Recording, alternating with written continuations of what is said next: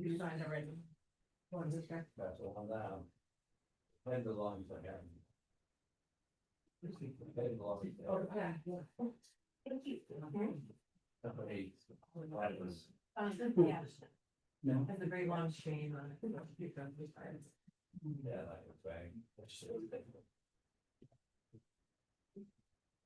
Okay. All right.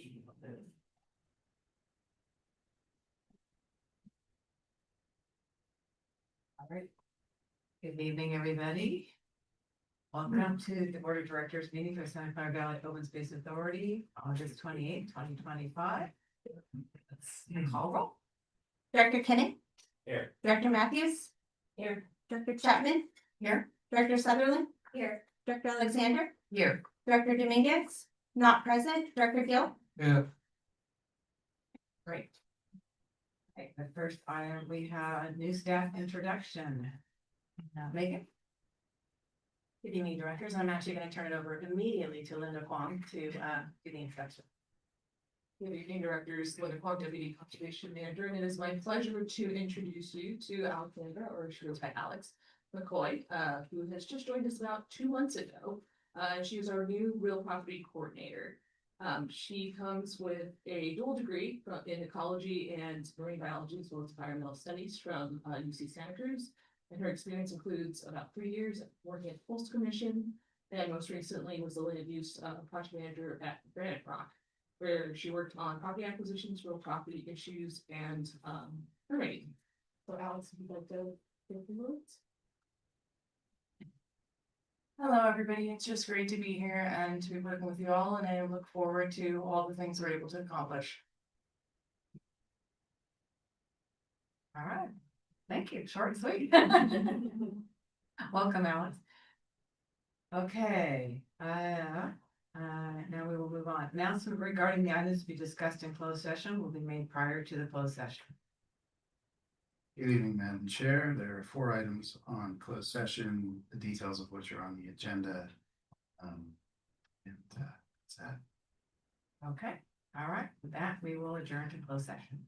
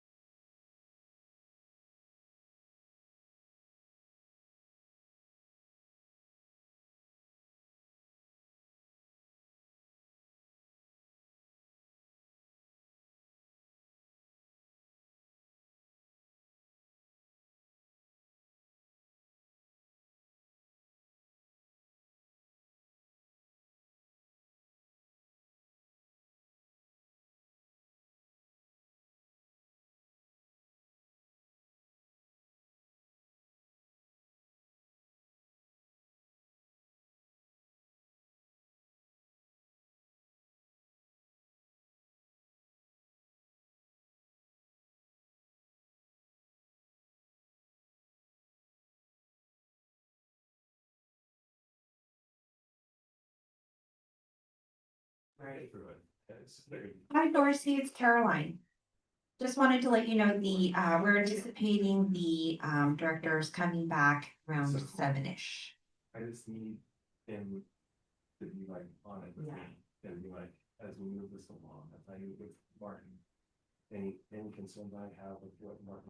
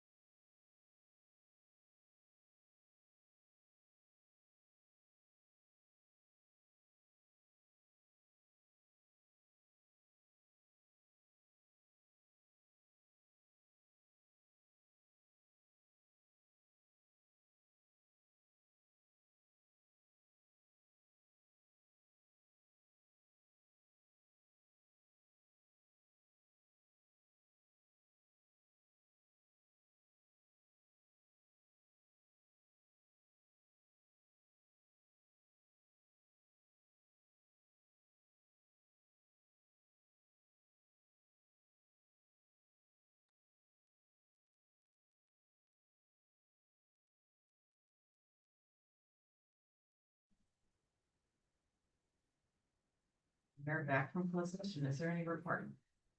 No reportable action so far, Madam Chair, just, we dealt with the two real property negotiation items. The other two items, we're going to move to the end of the meeting and, re-adjourn to closed session.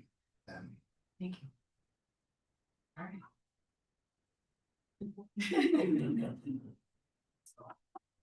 Her computer's saying there's no. I don't know why it started with it. Okay, this portion of the meeting is reserved for persons desiring to address the board at any matter not on the agenda. Speakers are limited to 3 minutes. Do we have anyone wishing to address the board either on Zoom or in person? No comment. No fine. Okay. And we will zip through the next items. Approval of the minutes from July 24th. I'll move to approve. Second. So we have a motion to approve the July 24th meeting minutes moved by Director Kennett with a second by Director Alexander. Call roll. Director Kennett, Yes. Director Matthews, Aye. Director Chapman, Yes. Director Sutherland, Yes. Director Alexander. Yes. Director Gill. Yes. Great, that motion passes unanimously. So approved. All right, now we're on to the approval of the consent items. So anybody wishing to? Well, Yes, I'd like to move to approve and just make a comment. It's okay. all right, so we have a motion. Do we have any public comment on the consent calendar? No comments. No comments. Okay, so we have a motion to approve with a comment. There a second? I'll second. Okay, Thank you. I just wanted to thank staff for their help. When I had questions about the check register, and it was very easy, very simply explained. But I do want to just thank Justina for her help answering my questions. It was great. Thank you. all right. So we have a motion to approve consent items 1 through 4. Moved by Director Sutherland with a second by Director Kennett. Director Kennett, Yes. Director Matthews. Yes. Director Chapman, Yes, Director Sutherland, Yes. Director Alexander, Yes. Director Gill. Yes. that motion passes unanimously. All right, we are on to item new business.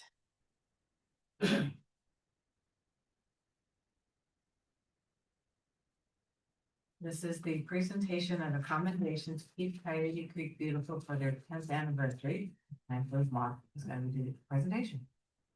Thank you, Madam Chair. Mark Landgraf, Assistant General Manager. I am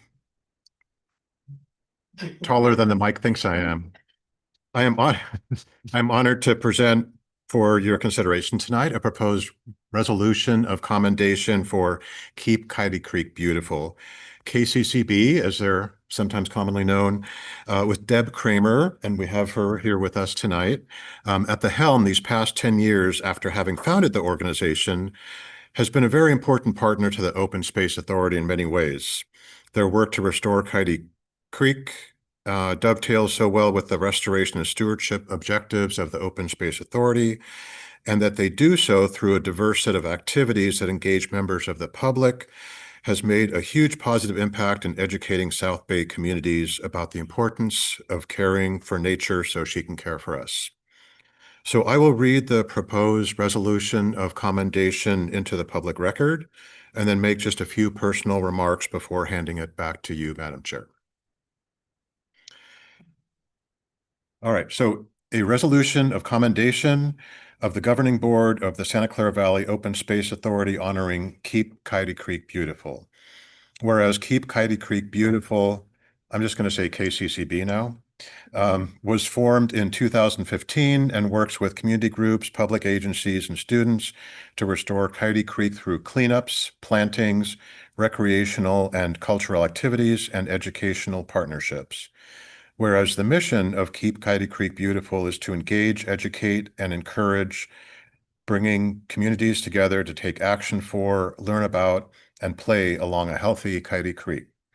And whereas the work KCCB does to restore Coyote Creek and to educate the public about nature reinforces the mission and work of the Santa Clara Valley Open Space Authority. And whereas KCCB delivered 4 separate professionally executed projects to Open Space Authority constituents funded by the authority's urban grant program that connected people of all ages to nature through education and stewardship work in some of the authority's highest priority landscapes of Coyote Valley and along Coyote Creek. And whereas Keep Coyote Creek Beautiful has accomplished amazing feats of cleanup and community engagement, extracting hundreds of tons of trash from riparian areas and providing opportunities to many thousands of volunteers, and so much more, contributing significantly to the human and ecological health of our entire region. Now therefore be it resolved that Keep Coyote Creek Beautiful is highly commended at this occasion of their 10th anniversary for their service in working with local community groups, the Open Space Authority, and students and others who care about their health and surroundings to restore Coyote Creek and inspire a resilient and beautiful ecosystem for all to enjoy. So just some very brief personal remarks. I've had the pleasure of working with Deb and some of her colleagues at Keep Coyote Creek Beautiful. I have to say the whole name. I can't just use the abbreviation. It's just not doing it justice. Over pretty much the entire 10 years of their existence.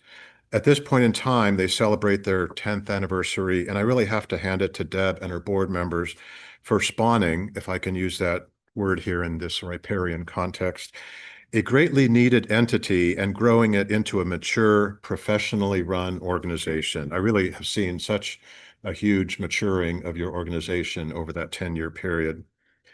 And as is mentioned in the resolution, they've logged thousands of hours of volunteer work each year, not just over 10 years, but each year, and have educated and inspired thousands of people, young and old, and have contributed so much to the ecological health of the creek system that we all cherish. I just have to say I'm extremely impressed with what you and your team has managed to accomplish these past 10 years.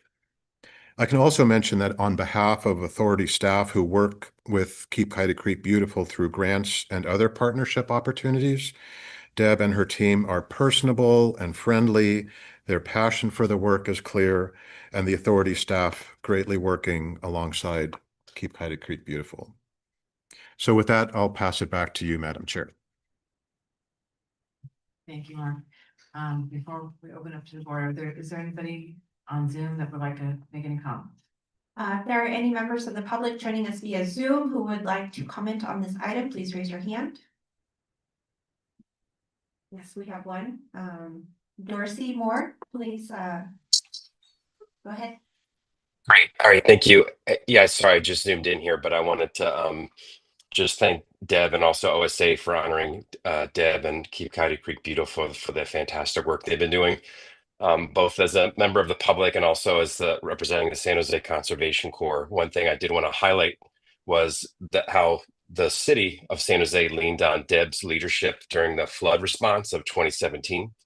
And there wasn't really anybody organizing volunteers to help out folks both in the sort of the 2 areas that were hit along Coyote Creek. And so just wanted to call that out. And her leadership goes beyond just sort of the environmental justice component, but really working with the members of the community along that creek in their time of need. So well done, Deb and your team for doing this great work. So thanks. Thank you. Deb, it's an honor. I'm very glad to be, we're presenting this resolution to you tonight, because I know through your work with the city, when I worked there, you had tireless leadership. You took on a challenge, I can tell you personally, was humongous, absolutely monumental, and to try and to take on keeping the creeks healthy when a time when no one else was doing that is something to be behold. So I really thank you for your leadership and your dedication and your hard work, and for what you've given to the city and what you've given to the communities that live along the creek. 2017 was not a fun year. There was a lot of finger pointing, and you just came in and took on the challenge, and so very much appreciated. And I echo Dorsey's comments as well, but again, very, very appreciated, and this is very well deserved. Thank you. And any of my colleagues would like to say anything? Just extend our thanks to everyone that you've worked with. I do want to make a comment about creeks, because when I went to Los Angeles to work for the LA Parks Department, they had no creeks. They had box culverts. They had concrete channels. It was all about flood control. And in my own creek, Penitencia Creek, the Army Corps came in many years ago and wanted to do a box culvert. And I was the co-chair of that committee, and we just said, don't touch the creek. Don't touch the creek. That was just, they could throw all the technical words they wanted us. We wanted to maintain the natural beauty of the creek. And I know how hard that is to do that. So thank you for maintaining that, and extend our thanks to everybody. Someone? Thank you. Deb, thank you so much. You've created a movement. Everybody understands now the value of the creeks and how important it is to keep them clean, and that kind of work can't be done without organizations such as yours. So thank you for elevating this to everybody who lives in San Jose and appreciates a creek. Your work at Coyote Creek is phenomenal. I remember going out to the landfill with you eons ago and just watching you develop and bring in all these new folks to the Coyote Creek area and teaching them about the importance of the area. It's just so amazing. But thank you for making this a priority for all of us. I also want to thank you. I've hiked and biked many times along many sections of Coyote Creek. And I really appreciate all the work that has gone into cleaning it up and keeping it clean, working with the communities. So thank you.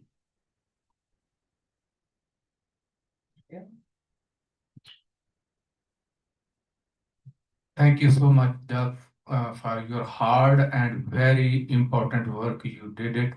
You and your team is really honored to be that kind of work, and we need you and your team to be continuously work for those kind of. Thank you very much. Mike Peter? Yeah, I'm a fan of the Coyote Creek Trail. I ride it often, but and it's done so well for so long, and it's almost like people take it for granted, but people like us are supposed to see behind the scenes, so keep up the good work.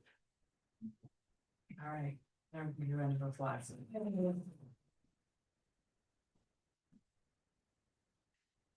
Okay. Chair? Yeah. So I don't know, if Deb would like to say a Would few you like words. to address the board? And then we'll need an official motion.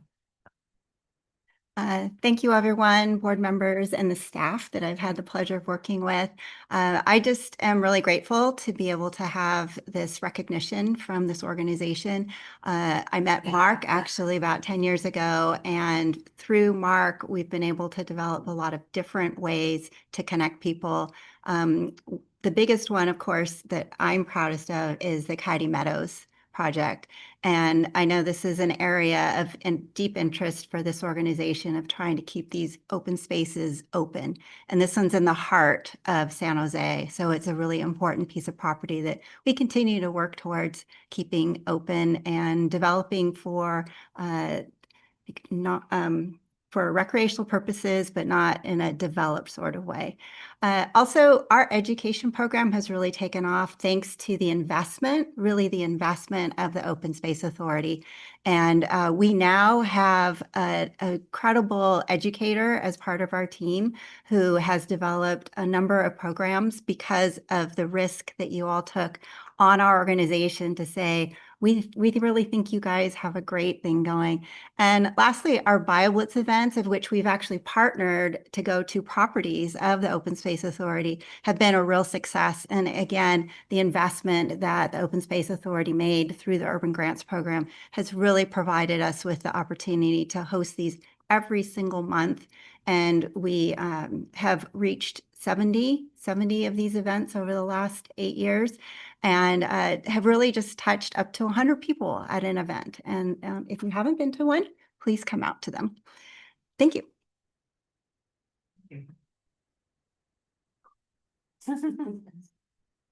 So, Madam Chair, if I may, to formally present the commendation that's already signed um, to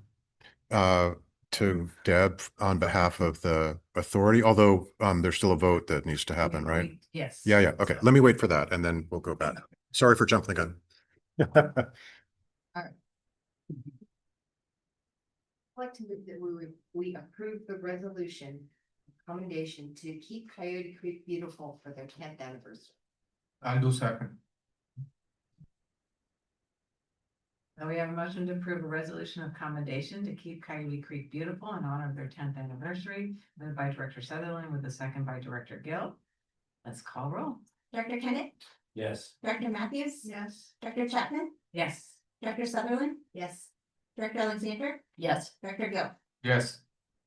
Okay, that motion passes unanimously.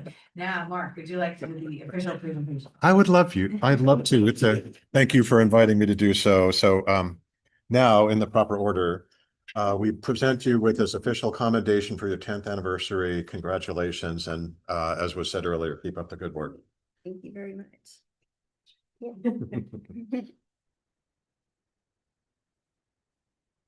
You both directions. All right. All right. Thanks. Awesome.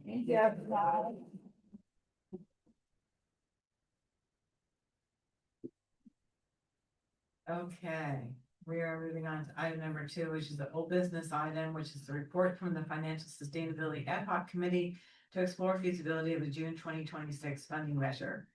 Mark. Thank you, Madam Chair. Mark Landgraf, Assistant General Manager. Good evening once again. So I'm going to start out the conversation and then Megan Drager and Andrea will also contribute. And so we'll do a little bit of tag team. So we're going to stay seated for this if that's okay. So, and I'll try to keep things in the right order, not not bypass your vote. Anyway, so just to start out with here, what we're presenting tonight is, as is noted here on the slide, a report from the Financial Sustainability Ad Hoc Committee. It is a more comprehensive update than the past couple of months with those updates about the feasibility of a June 2026 funding measure. And the reason for that is that there's been quite a bit of stakeholder outreach the past few months. And as you're aware, we've reached out to a number of different entities. With that outreach, we have drawn some conclusions that we wish to present to you tonight. And so because the feasibility study has been really done over the past many months, not just from the stakeholder outreach, but also including focus groups and polling, we thought we would put that all together here tonight so you have it all in one place. And so just to be clear, I wanted to mention that what we're presenting are the conclusions from that stakeholder outreach and the feasibility study overall. We're not asking for any action to be taken by the board. Andrew will talk about that in a little bit more detail here shortly, but really this is a presentation of the information that's been gathered. Next slide, please. So I'm going to pass it to Megan Drager, and from there we'll continue on. Good evening, directors. This is a slide I believe you've seen before, or at least this graphic showing that the increase in lands that we've helped protect over the years, getting to 30,000 acres now. With the setting the stage for the discussion tonight, that as we own more and more land, that is more and more land that we have to steward and maintain. And we're going to look at some of those costs this evening. Derek Newman, our field operations manager, did an analysis of the costs for this kind of stewardship and land management.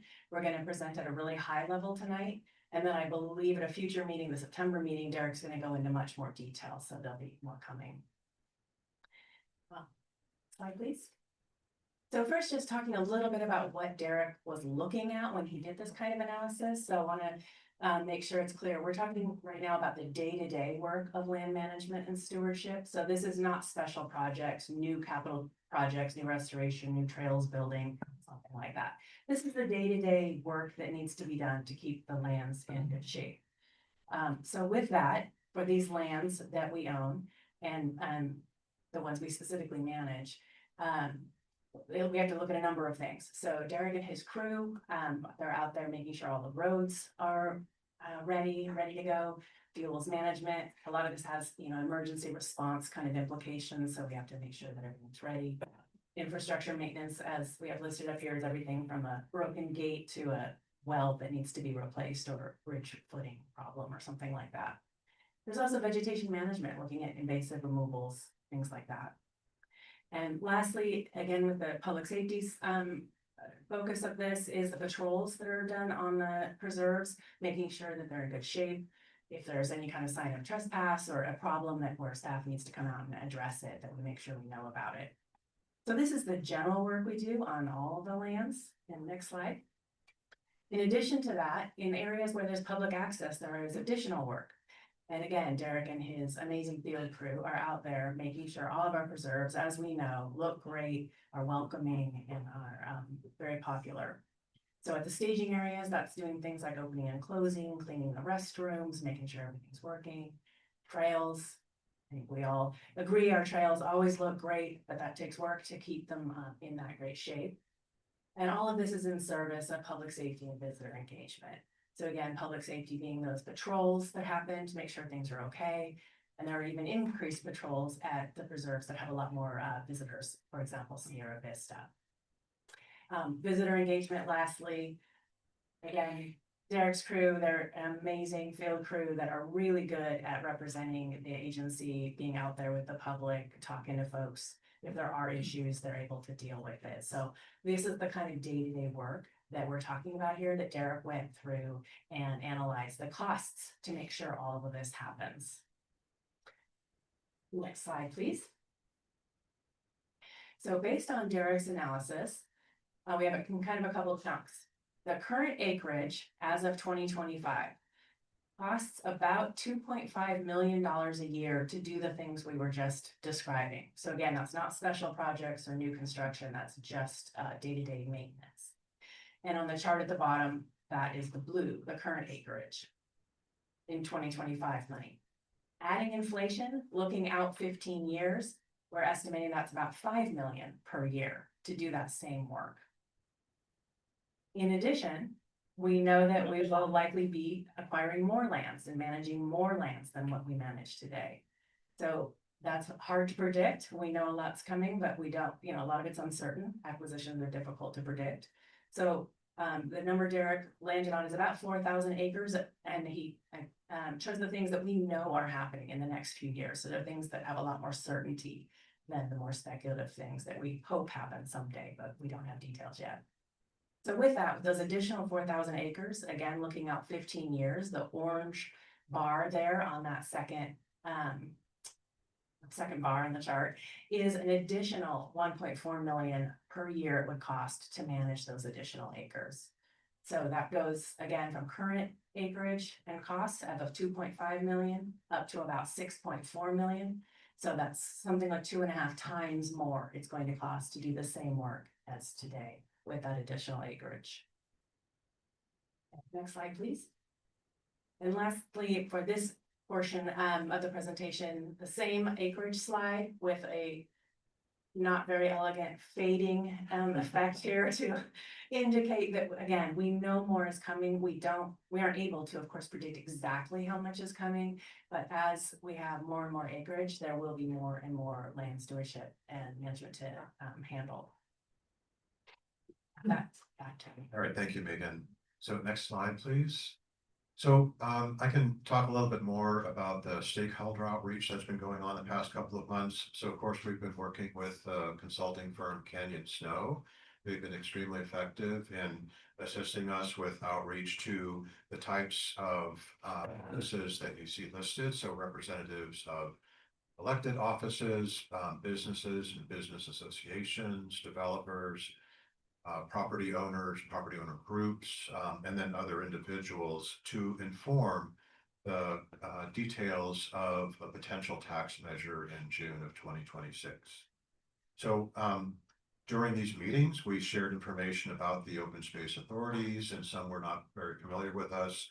Talked about our preliminary considerations of placing a building square footage tax measure on the ballot in 2026, what benefits would come to the local economy, to residents, to their respective workforces. We heard back from the representatives pretty consistently, I would have to say, that they're very supportive of what we're doing. We also, of course, expressed our support for appropriate growth in infill areas that would come from development and densification. So infill areas like downtown and in the north part of San Jose, just for example.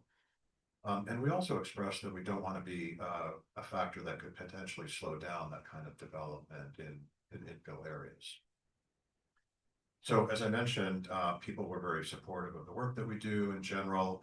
Of course, most business representatives aren't crazy about taxes. I think that kind of goes without saying, but they were receptive to what we had to say and were willing to listen and provided very candid feedback. It was extremely helpful. And so based on the responses that we heard from the members of the business community, especially, and developers, we have landed on the 2 cents per building square foot. So if you recall, the initial feasibility analysis included anywhere in the range of 1.5 cents to 2.5 cents per building square foot.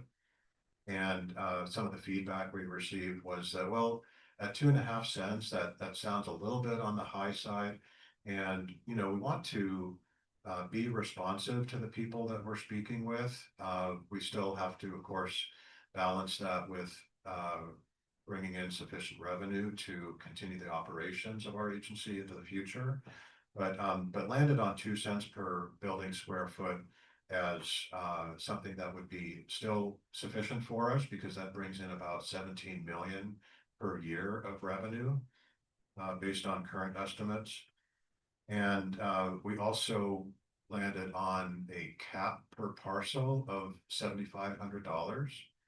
So that means that parcels with large square footage, so above approximately 350,000 square feet, that those would not be taxed at the full 2 cents per building square foot rate. It would be capped at $7,500. So we believe with these elements, and of course, the low income senior exemptions that we've been talking about that are now part of our Enabling Act language as of the amendments that were made last year, we feel we're being responsive to the concerns that were raised by these representatives during that outreach, and yet still are continuing the progressive nature of the building square footage tax that we began with. Because even with that $7,500 per parcel cap, that's still a far cry from the average homeowner of like a 1,600 square foot home that would pay $32 per parcel. The $7,500 also doesn't significantly reduce the revenue. It would be approximately 17 million even without that cap, just slightly less because of the cap on a few key parcels. So so that's really the conclusion of the outreach that we were informed by. And I want to show in the next slide, please, that if we go with a 2 cent per square foot rate, that would result in a total of about $30 million initially as total revenue, if we add that to our current tax-based revenue. And as you can see in the chart, based on these forecasts that I believe you're going to see before, that covers our operating costs that were our forecast over the next 15 years quite well. So of course, this chart doesn't show costs related to capital expenditures. This is really just operational costs, but it does cover those quite well. So also want to mention that, we've been a pay-as-you-go agency. Should your board want to consider borrowing against that revenue, if, of course, a measure is placed on the ballot and the measure passes, that would be possible via the sale of bonds. So that could technically be something that is considered with the new revenue, but that would have to be analyzed and considered at a future date, of course. But so the main point to take away here is that even with the 2 cents per building square foot, that was in the middle of the range of what we were considering, and the 7,500 square foot cap per parcel, we would be able to fund expansion of our climate resilience stewardship and restoration work that's so important for the communities that we serve, and that's ultimately the reason for placing the measure on the ballot. Next slide, please. So as you recall, there's a draft expenditure plan that we have been mentioning in past meetings. We received feedback that informed updates and some improvements to the expenditure plan. These program areas are really based on what was in Measure Q and Measure T, because we've been so successful with revenue from those measures.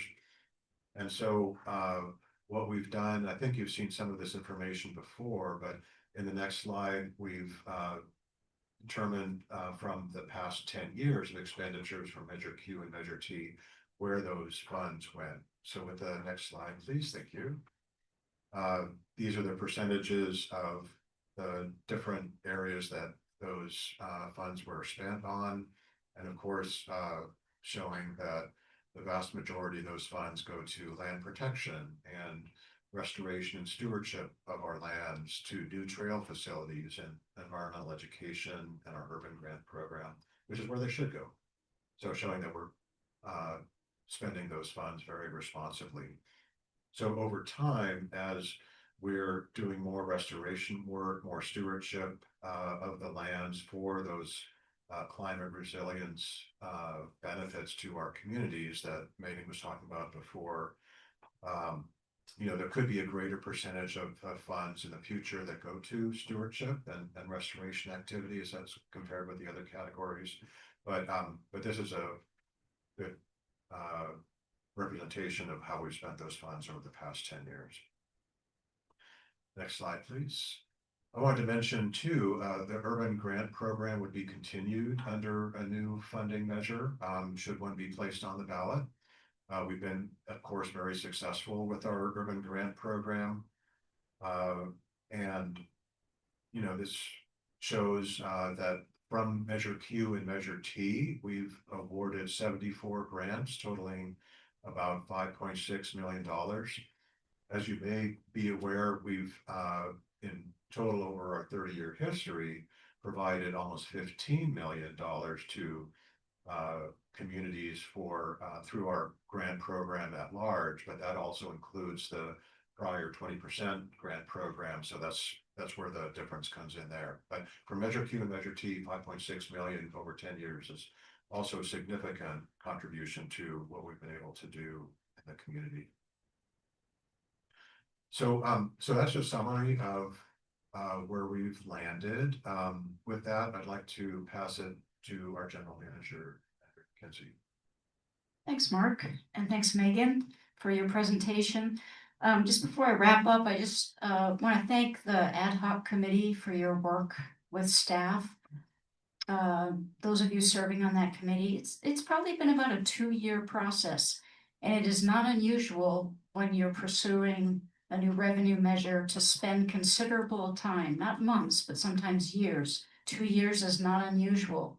So we've been on this journey for a couple of years now to really understand our position, to understand different ways of raising revenue, taking a critical look at our existing revenue stream and how we collect revenue now, which is, as you know, a flat uniform parcel tax. Working with some very talented financial municipal finance professionals who really helped us see that we had to take a different look going forward from a flat parcel tax if we wanted to be able to move and adapt to what would be asked of us in the future for our public. So that's how we landed on a progressive building per square foot parcel tax. So just as Mark and Megan has said, to summarize, we are coming to the close of our financial feasibility work to inform the recommended elements of a potential funding measure for June 2026. And again, those elements include a parcel tax rate of 2 cents per building square foot, a maximum tax or cap of $7,500 per parcel, a low-income senior exemption as authorized by the legislature in 2024. So tonight, there's no action required by your board. Over the next 4 to 6 months, staff will continue to evaluate whether a tax measure is sufficiently feasible to achieve that 2/3 vote. This evaluation could potentially include additional polling. It will include additional public education and stakeholder outreach. It will be keeping the board informed of these efforts. And then should the board move forward to adopt a resolution to place a tax measure on the June 2026 ballot, the last day for you to take this action would be March 6th, 2026. And before I forget, I also wanted to really thank our communications team. This is an adaptive exercise. It's not a static exercise. So every time you learn something new from a stakeholder group, from the community, we learn new things along the way. We try to adapt that and make that available to the public on our website and our messaging and our communications. And that's why you were hearing from Megan. You know, we've just received this updated information from Derek about what it costs to maintain and steward our lands, and projecting out 15 years what it'll take. After tonight, this information that you heard tonight will be available on our website for the public. So with that, that concludes staff's presentation, and we're happy to answer any questions. Thank you. I really appreciate the hard work that's gone in. It's been a little bit, probably over 2 years. I think that we've been discussing this and looking into all the different possibilities, and I really appreciate the update. So, you know, that kind of leaves the door open for further analysis, further work that the staff is going to do. And I look forward to that coming back to the board, because I think, you know, we need to keep apprised of what's going on with the changing economic scenery and all that. But it's nice to see that you kind of, you know, you've got the cost estimate kind of in mind. So, you know, 15 years does seem to be tangible, right? I mean, we don't know when it's going to go. These days, you can't know what's going to go past 1 year. But, you know, so it looks positive. I look forward to the ongoing work that you're going to do, and the further analysis you bring back to the board. Director Gill, I think you had some questions. Just need clarification. 2 cent per parcel makes sense. 7,500 cap is makes sense. Low income citizens is I think maybe is exempt. So how we can calculate the low income, and who will do that one, and what is the scale you guys are doing that? Just need a little bit clarification. Through the chair, yeah, thank you for the question. I can start and then you add if you'd like to, Andrea. So the system by which other agencies who have a similar exemption, low income senior exemption, facilitate, administer the program as an opt-in system. So there's no like universal database from the assessor's office, et cetera, that we can access to determine that income level. So we would set up a system probably through a consultant to administer a program whereby people apply to receive that exemption based on criteria that are actually already spelled out in our amended Enabling Act language. So the age limit for a senior exemption would be 65 years, so they would show proof of that age. And for low income, it's supplemental security income versus or there's another social security related income level that is spelled out in our Enabling Act.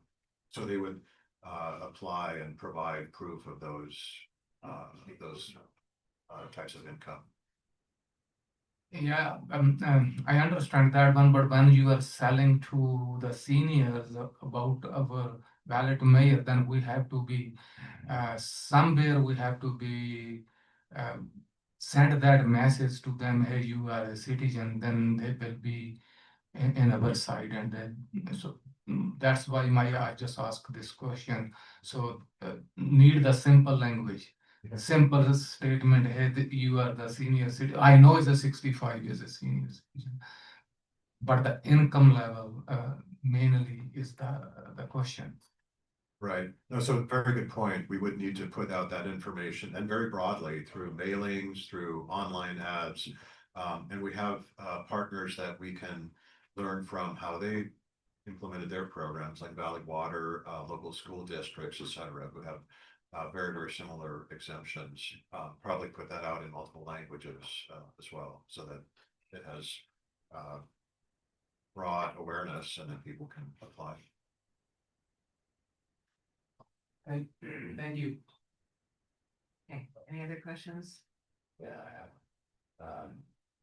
Based on the nature of the lease, so to speak, what percent of the vote will it take to pass this? Yeah, through the chair, thank you for the question. So for like was the case for Measure Q and Measure T, if the agency puts a measure on the ballot sponsored by the Open Space Authority, then that requires a 2/3 vote. And as I'm sure aware from the polling that we reported back in April, we're not at 2/3, but that's why Andrew was mentioning that, you know, it's very possible we would do future polling to see what the conditions are at the time that we are a little bit closer to the June 2026 date. Yeah, Director Matthews. Well, I'm on the ad hoc committee, and this issue, like every other issue, I'm playing catch up, learning a lot, and this particular presentation and the report that I read thoroughly is very thoughtful, very methodical. I appreciate it. Just, I didn't realize you've been at it for a couple of years. But it's the correct thing to do, so I appreciate that. I have a couple of questions. Is the current revenue that we receive itemized on our property tax bills? So people can see where it goes, and it is? I never look at my tax bills. And so would this also be itemized as an item of the tax bill going to the Open Space Authority? Okay, I think that helps. And you mentioned bonding. Have we ever bonded before? We have never bonded before. We've been a pay-as-you-go agency for everything. Either if we have the cash, we use it appropriately, approved by the board. We raise considerable grant funds from the state of California, sometimes 4-to-1 ratio. We partner very effectively with our partners. You saw a little bit of that in the, or you've seen it before in the listings of how much funding we're contributed to acquisitions relative to our partner agencies. But the benefit of having that latitude that you saw in the graph Mark showed would be if we wanted to bond to do upfront work, whether it's buying a piece of land, opening a new piece of land to the public, constructing trails, accelerating our restoration and stewardship, we would be able to do that. And of course, that's going to be up to the board and staff to determine how fast, when, and how, but we've got to have that latitude first, and this approach, this measure would give us that. And the economy would be a factor in that, interest rates. The cost of borrowing. And my last question, is, you mentioned low income senior, low income senior. Is that low income and seniors, or is it a senior who is low income? It's a senior who's low income. Who is also low income? Okay. And Yes. Director Matthews, I just wanted to verbally respond to your first question about the property tax bill, just in case there's anybody listening. Because we did some nodding of heads, but I want to make sure that for the record, yes, it would show up on the property tax bill as open space authority and then the amount. Okay. Thank you. Thank you. Very good presentation.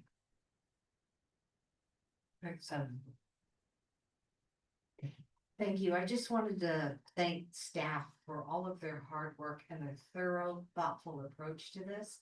It doesn't feel rushed. It feels like it's being carefully considered. And there's such a sense of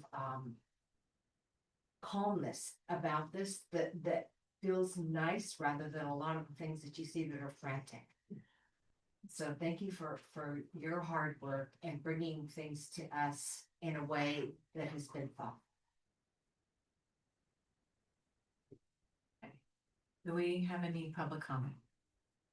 If there are any members of the public joining us via Zoom who would like to comment on this item, please raise your hand. There are none. Okay. Well, since this is an information item, there is no action by the board. Thank you again, staff, for the excellent presentation.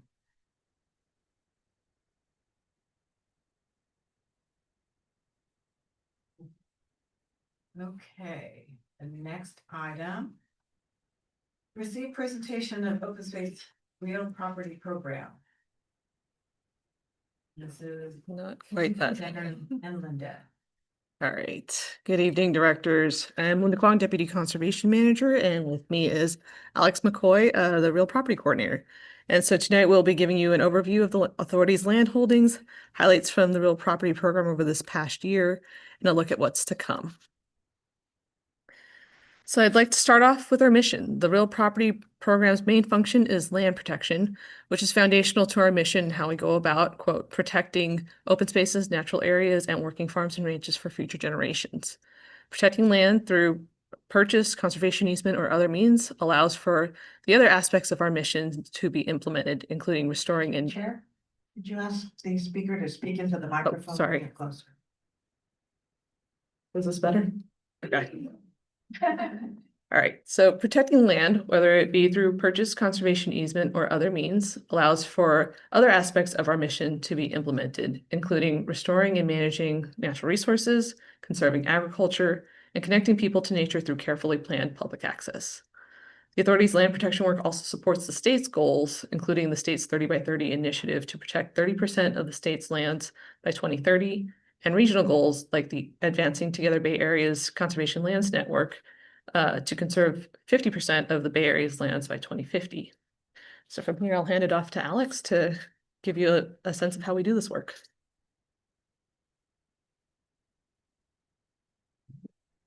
Thank you. All right. So the authority's conservation priorities are really guided by our mission that Linda just went over, as well as shaped by science-based planning and best practices.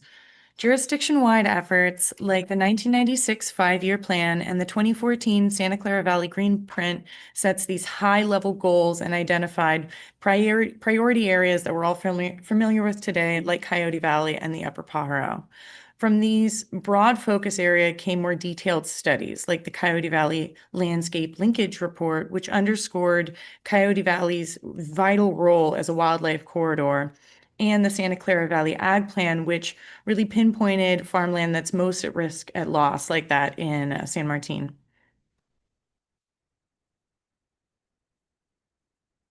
And in terms of land protection, acquisitions are really at the heart of how our agency protects lands, and each individual property adds to the landscape that our agency will safeguard for generations to come.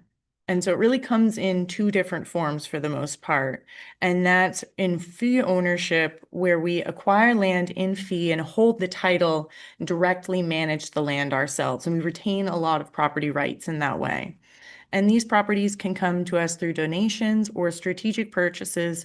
And then our team also tracks listings and market trends so that if different critical lands become available, we're able to jump on them as quickly as possible.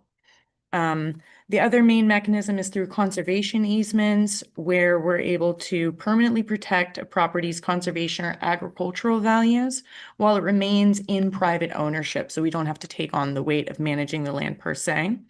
But we will ensure its protection through annual monitoring and a long-term partnership with that private property owner.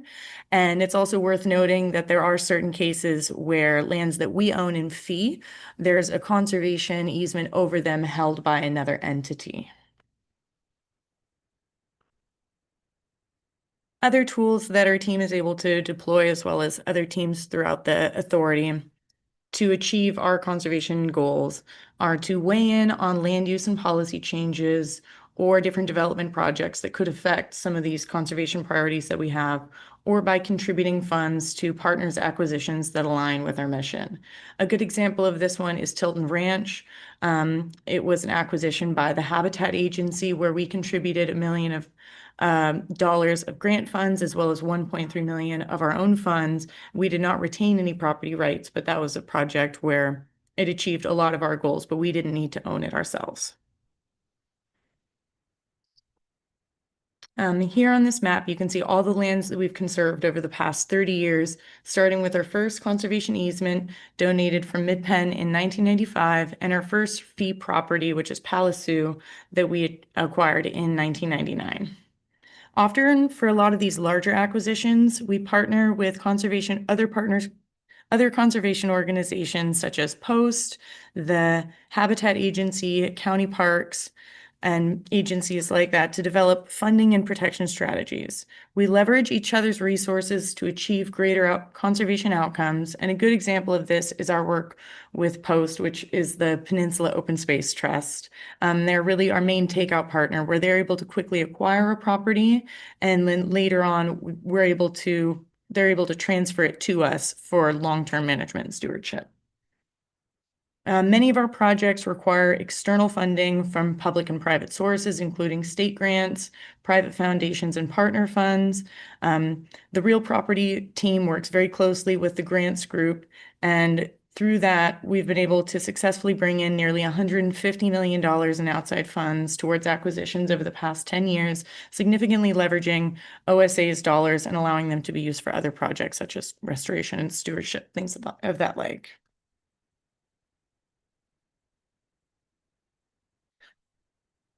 The Open Space Authority Board can formally dedicate lands for open space purposes. And really what this does, it adds an extra layer of protection, since those lands can only be sold or have their interests conveyed through a majority vote in a special election. And so really the first time that the board dedicated lands was in 2003 with the Sierra Vista property, Pallasoo, and Rancho Canada del Oro, and then in 2010 with the Blair Ranch property. And then I'll pass it back to Linda. Thank you, Alex.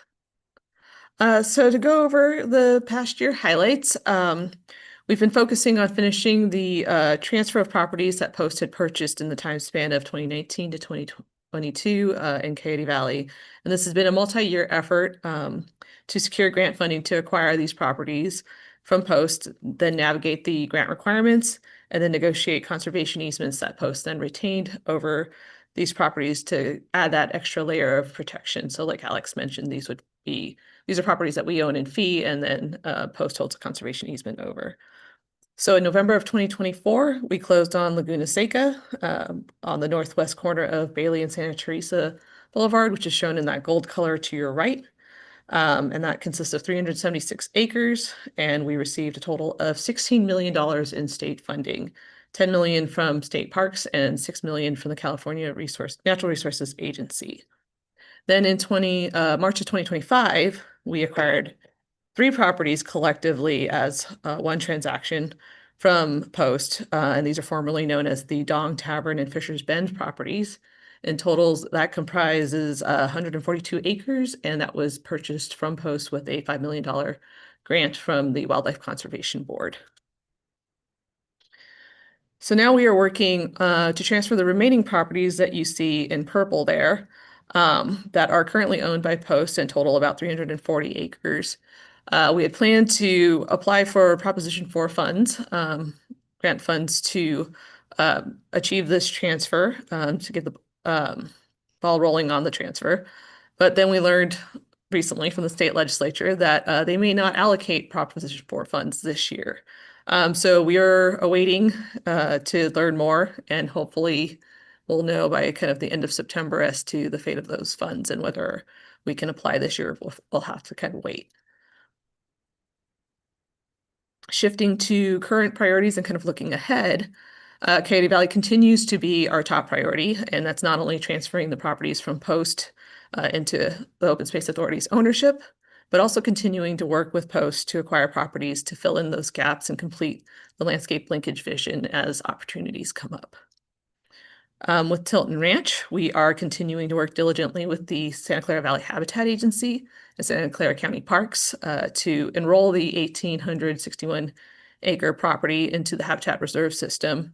And that would entail the Open Space Authority holding a conservation easement that also includes rights granted to us for public access, for carefully planned public access that limits impacts to natural resources. And we've made significant progress on this easement, and it's currently under review by the wildlife agencies. So we're hopeful that we can wrap this up hopefully within the next year.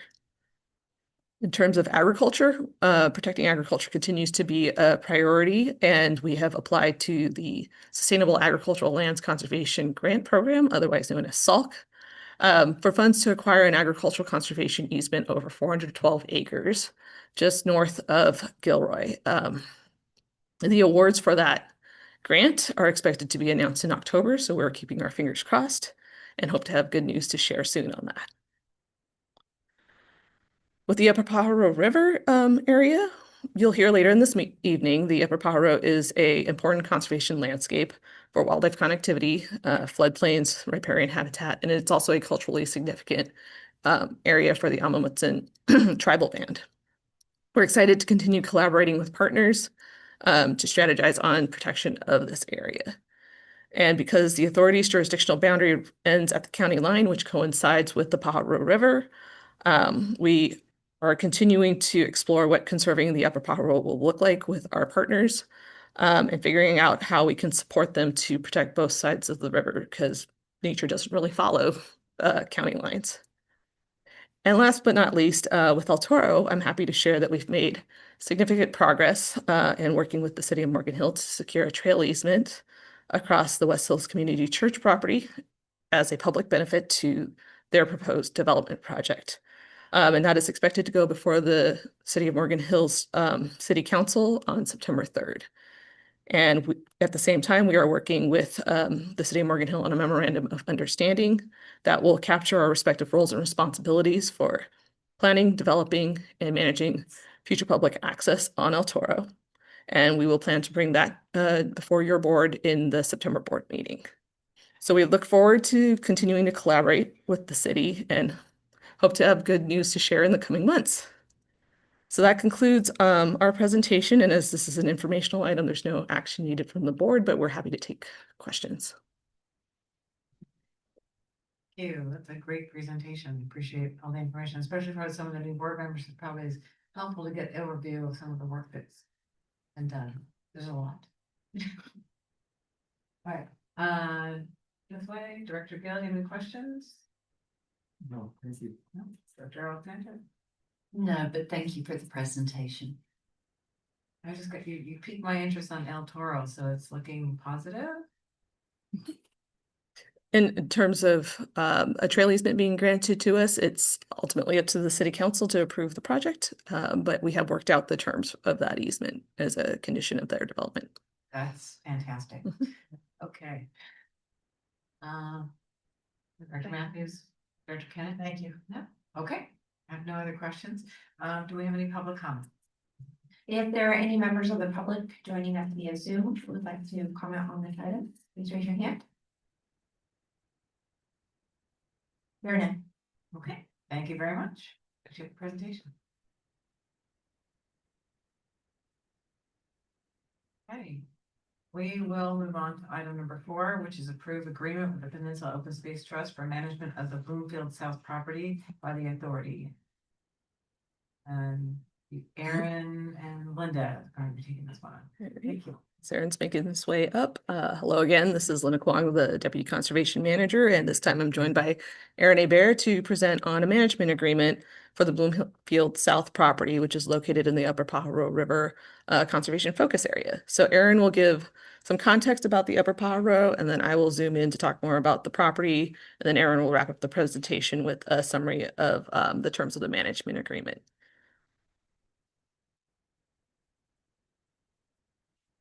Okay, maybe I can do this. All right. Great. So yeah, we're going to talk a little bit about the management agreement itself. That's the action before the board, of course, but we want to give you a little context to sort of like, why are we doing this and what's going on in the Pajaro? So that's really the good stuff tonight, I think, too. So some of you may recall, you know, the green print that we have, and we looked at the entirety of the county for, you know, where are the really sort of rich biological zones? Where are these great conservation opportunities? And of course, we talk a lot about Coyote Valley here, and that, of course, popped in this analysis as being an area of, you know, very high conservation value. But one of the other areas that really stood out in this analysis is the Pajaro Valley at the very southern end of the county boundary. So we have been doing some work there. Our Pajaro River Agricultural Preserve, which we'll talk about, is located right there.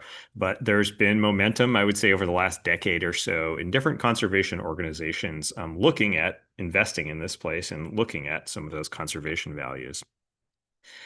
This is at the very south part of the county, and kind of in red, I have circled the Pajaro River Agricultural Preserve, the South Pajaro property. And this is a floodplain map, and some of you are probably familiar with an 100-year floodplain map, which matters whether you get certain types of insurance for your home. This map goes down to the 2-year flood interval, which is to say every other year, the areas that are in that kind of beige, yellowy, taupey color that PRAP is located at floods. So this is an extremely flood-prone area. Every 10 years, that green area is flooded. Every 25 years, a lot of it is flooded. And as some of you may know, when it floods in this area downstream in the community of Pajaro, which is outside of our county, but is like a you know, agricultural center, low-income farming center, there's been quite a bit of flood damage to those communities.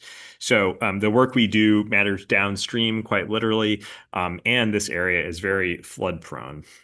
This is what it looks like in 1955. And honestly, today we wear different hats and stuff, but it still floods quite a bit. This is right near the property at Fraser Lake Road and Bloomfield. So I mentioned there's been a little bit of history or momentum with conservation in this area, and this is kind of embodied in this partnership, the Pajaro Compass, that OSA has been a part of for quite a while. And you can see there's a real tableau, I think, of 30 organizations who are involved in the Pajaro Compass. But it's folks working across the watershed, so also in San Benito County and also further downstream, to think about conservation in this region. It's a network of voluntary conservation. So it's really a collaborative organization that tries to look at what can be done. So we go on tours, we talk about our different projects, and we generally sort of coordinate conservation in the area. So a lot of great partnership going on, flood control agencies, water agencies, conservation groups, resource conservation districts, nonprofit land trusts, public agencies, a big consortium. There's also this other group, which is really led by one of the Pajaro Valley water districts down there, that's recently formed, called the Pajaro River Watershed Network. And they're thinking about the whole watershed, which again is inclusive of many areas outside of the county and outside of OSA's authority. But they're really looking at how can this watershed be better managed for all these different purposes? There's a lot of agricultural use. There's a lot of conservation. There's the flooding issue that I mentioned. So how can we all coordinate these different things? This is a little bit like kind of the holistic planning that Valley Water does through their One Water plan. This is a very similar organization that we also participate in. So shifting a little bit to what we've been doing in this area, this is the South Pajaro River Agricultural Preserve. There's sort of two halves of it, so we call it South Prap or North Prap. Both properties are leased to UC Farms. They do organic row crop production, corns and beans, I think bell peppers too sometimes, kind of rotates depending on the year. And they've been a really successful farmer for us. It's a very wet area, as I mentioned, so they get in there kind of late in the year, maybe more towards May. Soils are dry enough, and then harvest, depending on the crop, usually in September or something like that. On this property, we've also done quite a bit of restoration work in partnership with the Santa Clara Valley Habitat Agency. They've brought funding and we've brought land, and together we're making good things happen. We've been doing it in multiple phases because it's quite a bit of work. Phase 1 was really a revegetation project of Pajaro Creek itself, so the riparian areas. And phase 2 was a bigger river restoration where we brought in heavy equipment and did some regrading of it, as well as did some replanting. And then phase 3 is currently being planned in conjunction with the Valley Habitat Agency. That first 2 phases, I want to say, is about $1.25 million of investment, really good habitat uplift. And phase 3 is some restoration at the confluence of Llagas Creek, which is kind of the big creek in this area, and the Pajaro, which in this part of the watershed is actually kind of small. So a really great project. Also involved some grants with Point Blue and their STRAW program, which is Students and Teachers Restoring a Watershed, I believe. And they really take school-age children out into nature and do restoration projects. So they interact with the school, they bring the buses out, and together we all plant plants or restore the environment in this case. So a really great way to bring in communities that don't necessarily act with open space all the time to actually do this kind of restoration work and hopefully get onto the job path where eventually they're up here doing the PowerPoint. So this is a little bit what it looks like. This is some before and after photos of the phase 2 restoration. You can see there's a private property at left over the creek. At right, we have the farm field with looks like green beans at the time. And we've kind of regraded this whole area, and we haven't replanted it yet. So there's no vegetation in this photo. Since then, it's grown up. But we've really widened the creek, let the creek kind of be a creek, let it do its thing, and let it better connect to its floodplain. I mentioned earlier that the 2-year flood pretty much comes through here all the time. So now we've kind of graded it so it can do that a little bit more, which prevents downstream flooding, which encourages local environmental values and creates a little bit of a wildlife corridor, as we'll talk about. So this is what the kids look like out there doing their planting. It's really great opportunity for them to kind of get their hands dirty and make a difference in the environment. These types of planting opportunities, I'll say, when you've done a year's worth of planning, when you've done $1 million of investment, sometimes you just want to get the project done. But bringing these kids out is a really great way to sort of have an impact on the community, particularly local schools, which is what Point Blue works with. So a really kind of multi-benefit project.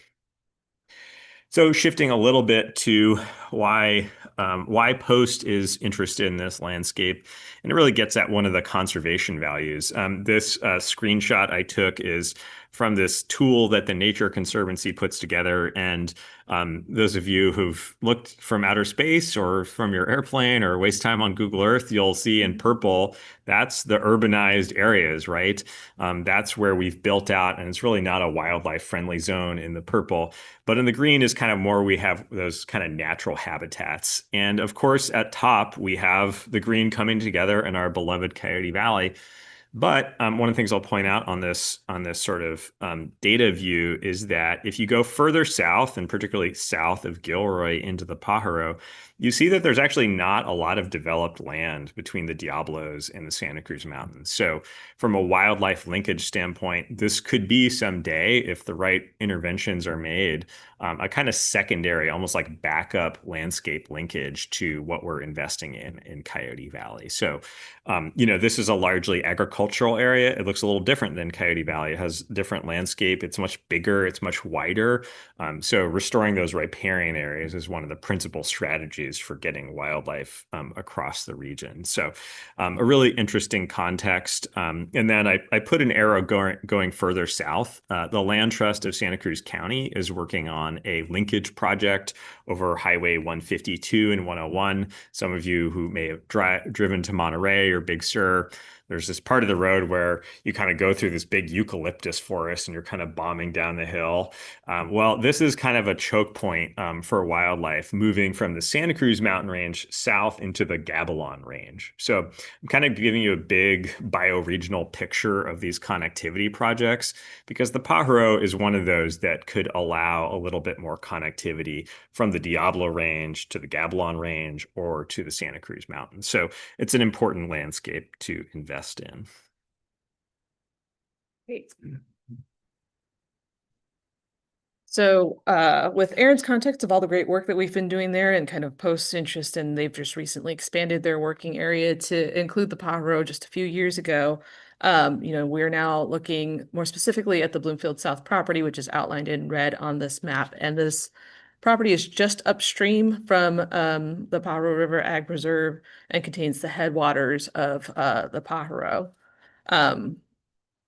It is directly adjacent and across the street from our Pajaro River Ag Preserve, and we currently hold a conservation easement over the Bloomfield South property, as well as the Bloomfield North property, which is the rectangle just north of that, the red outline there.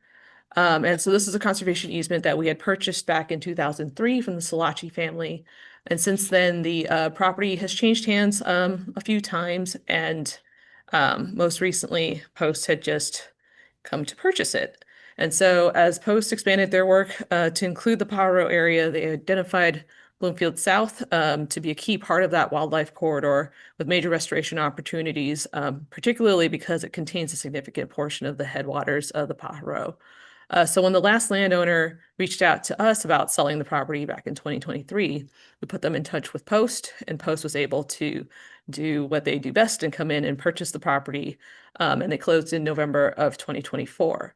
And so because of the proximity of our preserves to that property, our ongoing partnership with Post, as well as our interest in continuing to see this property protected with our conservation easement, Post has asked for our help to help manage the property on their behalf.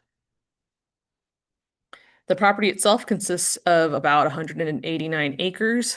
84 of those acres, which is outlined in that gold boundary, is currently leased to D&B Organics for row crop production. And then the remaining 105 acres has been left fallow. D&B Organics is an existing tenant that was on the property prior to Post purchase, and so they had continued on the lease once they acquired it from the prior landowner. In addition to the cultivated agriculture on the property, there are also some interesting habitat types that occur there, including alkali marsh and seasonal wetlands, as well as riparian habitat. And alkali marsh in particular is a pretty unique habitat type because of the particularly alkali soils that are on this property.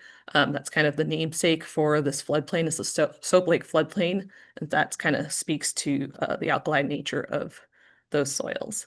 And I'll hand it back to Aaron for summary of the terms.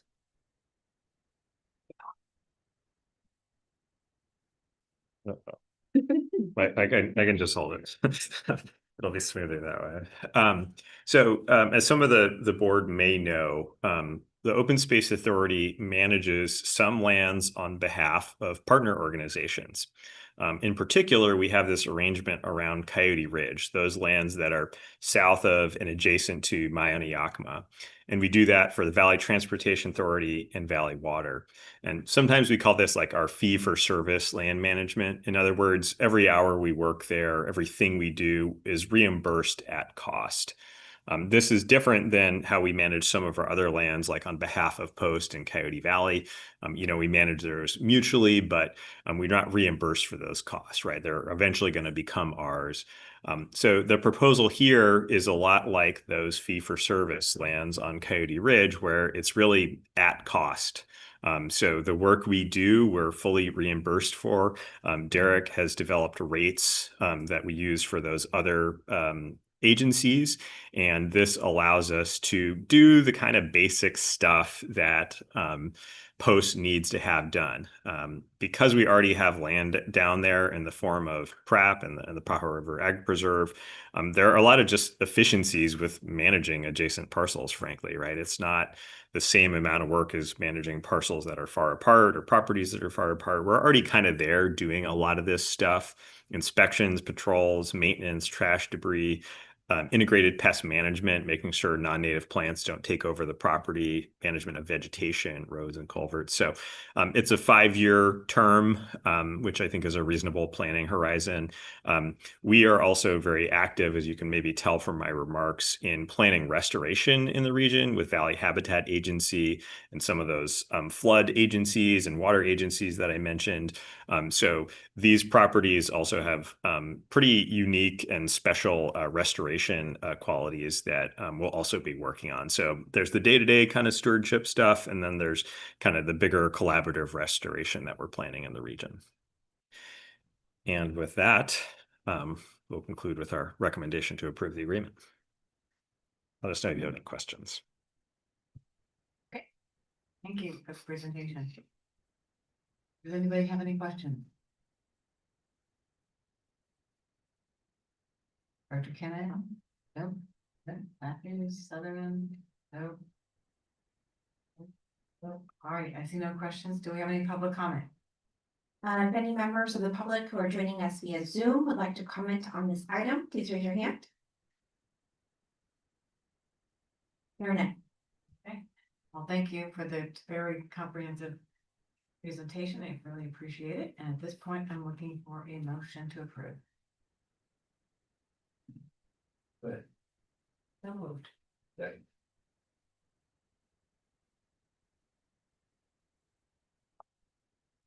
Okay, we have a motion to approve the agreement with Peninsula Open Space Trust for the management of Bloomfield South property by the authority. Moved by Director Matthews with a second by Director Ken. Ready? Director Kenneth, Yes. Director Matthews. Yes. Director Chapman, Yes. Director Sutherland. Yes. Director Alexander. Yes. Director Gill. Yes. Okay, that motion passes unanimously. Thank you so much. All right. Aaron is returning now. We are going to receive an update on Maya-Yakima Coyote Ridge Open Space Preserve Operations Plan. Great. Nice to see everyone again.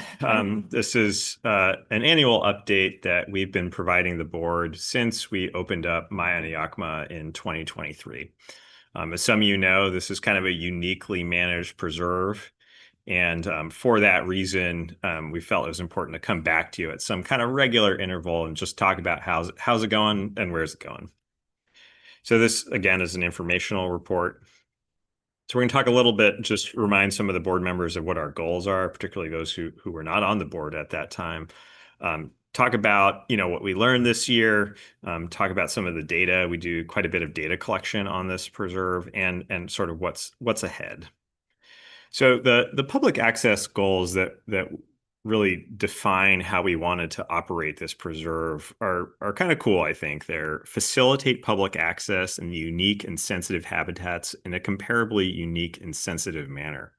Public enjoyment and education, getting it right from the beginning so we don't have to change stuff later that might be confusing for folks, gather data to inform an operations plan, and use the data that we're gathering to address any concerns that folks might have about doing recreation in sensitive habitats.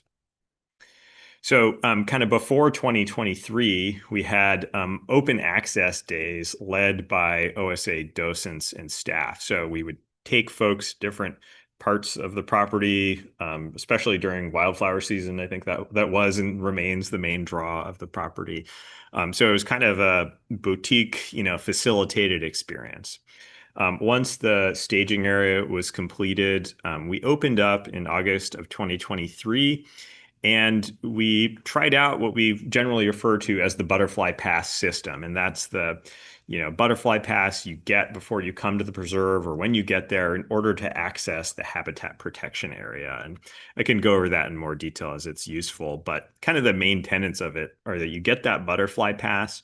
And during the weekends, during wildflower season, you are going to see the habitat and the wildflowers with a docent-led experience. During the weekdays, you can kind of go on your own more or less, but on the weekends when it's busiest, we want to kind of avoid that loving it to death thing that is happening with recreation in many places. Last year, after one sort of trial season of this work, yours truly came to the board and recommended a 2-year extension of this basic system. It's going well, but let's see how it operates over time before we make any major adjustments to that. The board approved that extension, so we're 1 year into that 2-year extension. So just a little bit, sort of by the numbers, staff and volunteers, we have a very heavy volunteer presence at this preserve compared to other places, enter in quite a bit of data about Mayon Yakima, MOCR, into a phone app called Survey 123, which is actually part of our GIS system. And we can talk about more if that's of interest to folks, but it's essentially a spatial database. And they have entered over 1,000 pieces of data into this system. I have a little dashboard viewer when I can kind of look it up at a more basic level, and kudos to them for doing all that work because it's kind of above and beyond what they normally do, right? They interact with people, they do their normal things just like they would at any other preserve. But then at the end of the day or at the end of a moment, they have to plug something into their phone, right? So it's a little bit more than they're used to. By those numbers, we've had about 9,000 visitors, I would say, in the two wildflower seasons. That's probably an undercount. Sometimes folks undercount, so it might be closer to 10,000 or something like that. We've done almost 550 butterfly pass checks. And what I mean by that is when folks are in the habitat protection area, a volunteer, most often, sometimes a staff member will be, hey, how you doing? Nice to see you. Do you have your butterfly pass with you? Yes, awesome. Well, enjoy your day. Or no, well, let me help you get one on your phone, right? So that's the kind of interaction we're talking about. And they'll log that in our phone. And over 96% of people in the habitat protection area have the butterfly pass. So that's a really high rate of compliance. As we know, people aren't good at all sorts of things, but 96% of people having the butterfly pass is really awesome. So, I mean, the theory is that leads to good behavior on the trail, right? And protection of the habitat. So I think that's a really great thing. And it's a credit to comms. Charlotte's team does a great job of getting the message out there. And then our field staff who are interacting with people at the parking lot and educating people as they go, not to mention our tremendous volunteers. From the website alone, each year, 1,600, 1,700, 1,200 people are downloading those passes. So actually a surprising percentage of people arrive with the butterfly pass in hand. And again, it's thanks to our great communications folks who are just getting it out there, right? So that way, when people arrive, they're not feeling like, oh, I got to get this stupid permit, right? That's not what we want, right? We want to make people enjoy the place.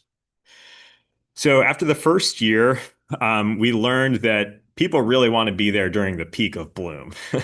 Use is not evenly distributed, even across like a 3-month period. It's like a 6-week period. So we had our programs kind of spread out over a longer season. We decided to concentrate them.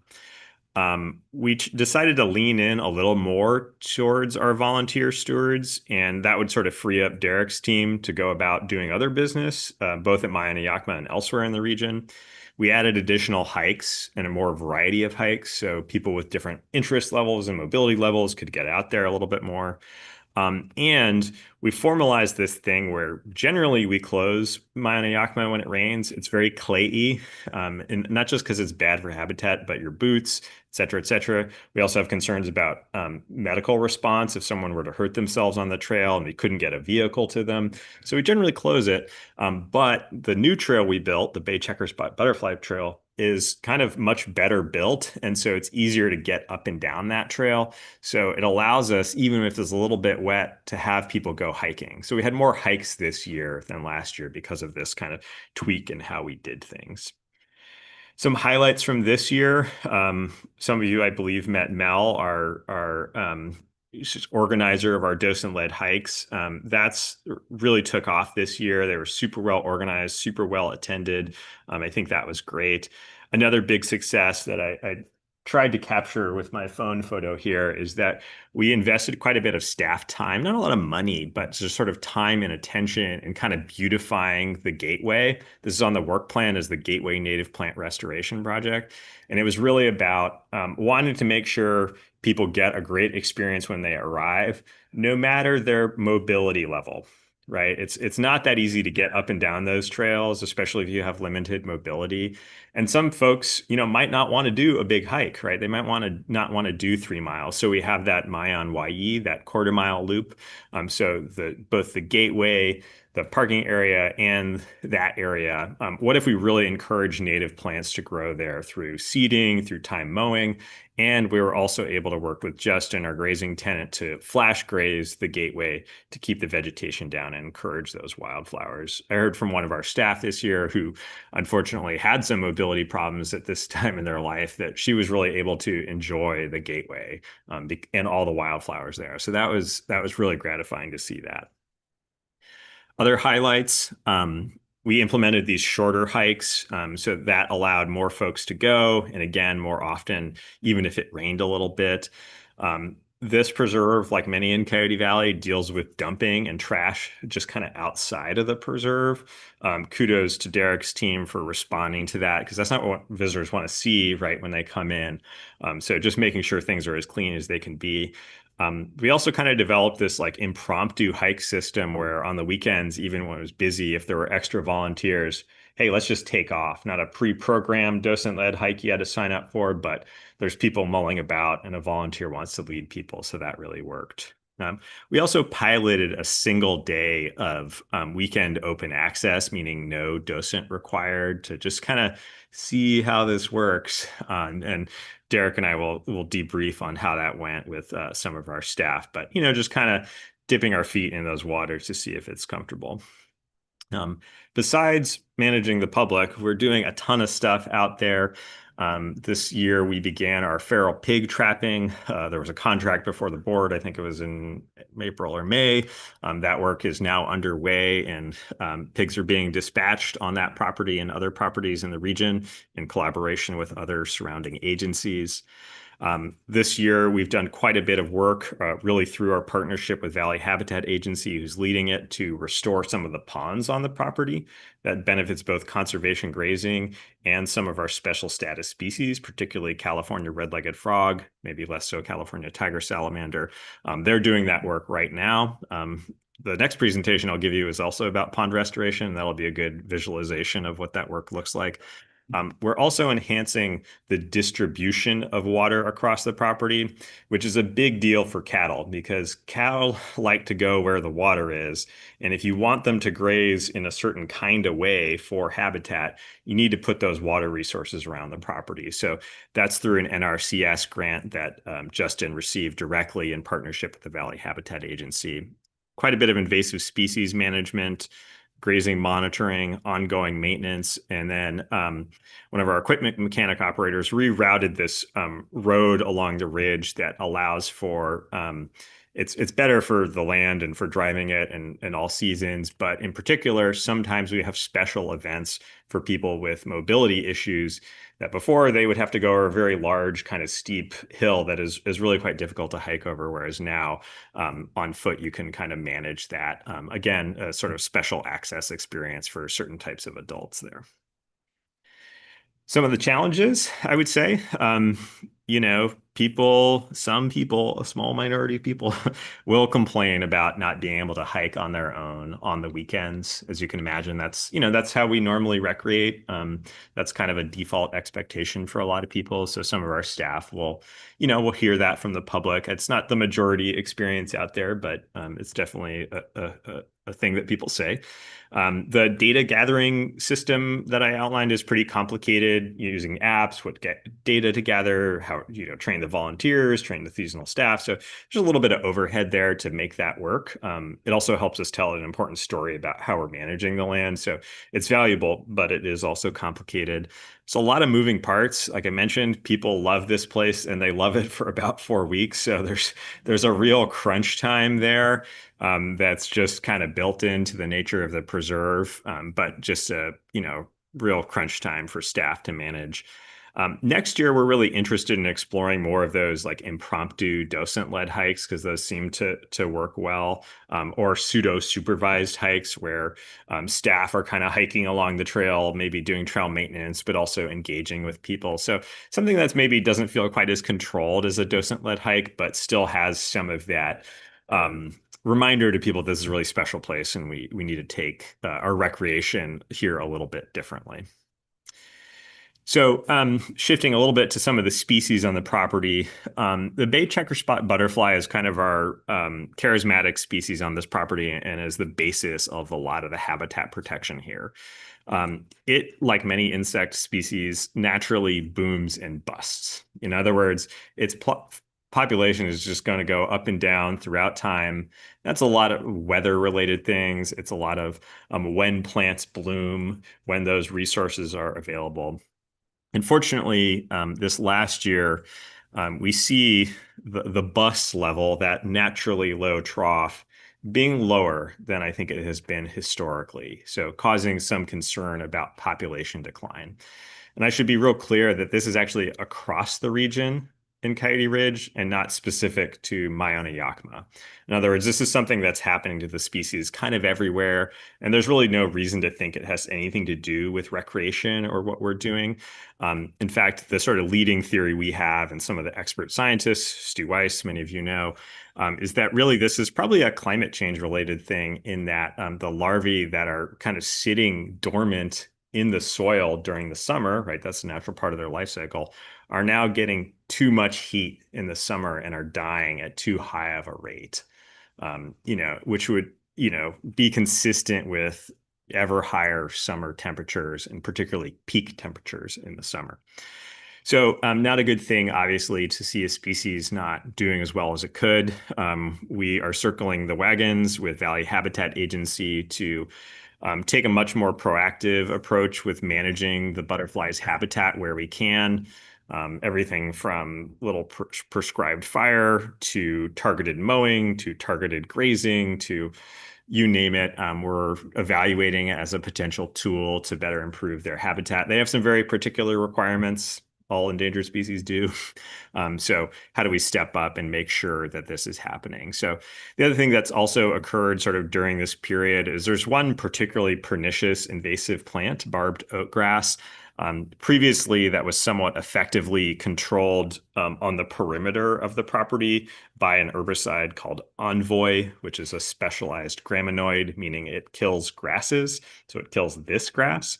And at Maiona Yakima, a lot of our plants are forbs. This is kind of nerd talk now, but forbs are a lot of the wildflowers, and grasses are, generally not the wildflowers you see out there. So we were really effective in sort of creating a containment perimeter with this chemical, but due to a ruling from the local agricultural office at the county, it's no longer permitted for use in this area, in this context. And so we've been going back and forth on it, but don't need to get in details, just to say that it's a little bit of a setback for the tools that we're allowed to use to control a very difficult invasive grass. So that's another threat to the butterfly, is invasive grass. So just some takeaways for you. We had a really awesome bloom year the first year we opened. I think this year was pretty good too. Some of the photos from this deck are from my hike out there. The butterfly pass system is working really well. That very high compliance rate seems to say that the systems, the communication, people greeting folks in the parking lot, going really well. I think overall this operations plan is pretty effective in what it was aimed to do. But unfortunately, the butterflies are not doing as well. So we have one more year of this operations plan, sort of the butterfly pass system, the docent-led hikes, the schedule, all of it in effect. So next year, we would come back to the board with a recommendation to either keep it or modify it or whatever kind of makes sense there. I'll say, the butterfly not faring well, could be a future complication for public access on the property.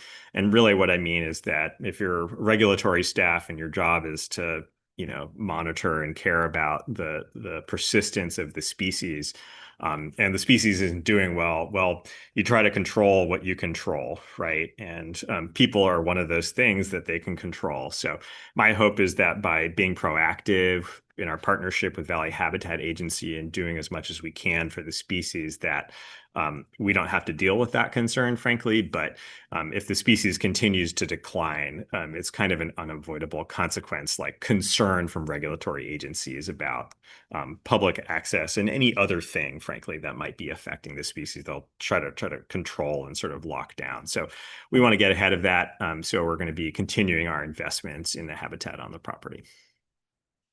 And with that, I'll take any questions. Thank you. You think this summer has been a little bit less warm than last summer? Do you think, comparing the 2 years worth of data, do you think there'll be a difference? Yeah, so VHA subcontracts with Creekside Science, Stu Weiss, and they do these annual butterfly counts. So we have last year's data. I'm curious to look at this year's, see really what's the survivorship been through this summer, which we would see really later in the spring, right? I'd be curious because it is the heat, and the summer has been not been as hot. It'd be interesting to see if that has an impact or not. Okay. Well, thank you. Anybody else have any questions? We're losing our muscle, right? No, just to follow up on Helen's question, how long are the larvae in the soil and when do they become butterflies? Yeah, great question. It's really from about May or June that they'll be in the soil, and it's really to avoid the heat. And pretty much through December is when they'll start to bust out of there and eat their host plant, the dwarf plantain. And then you do the count in the spring because yeah. So sort of like the core of their season. I mean, for the purposes of operations, we have it more or less from the beginning of November through the end of May. From the butterflies' perspective, they're going to be most active. I would say from probably January through May on a given year. Kind of at the tail end of April when we're out there, you'll see some around, can be kind of the tail end of the adult cycle. So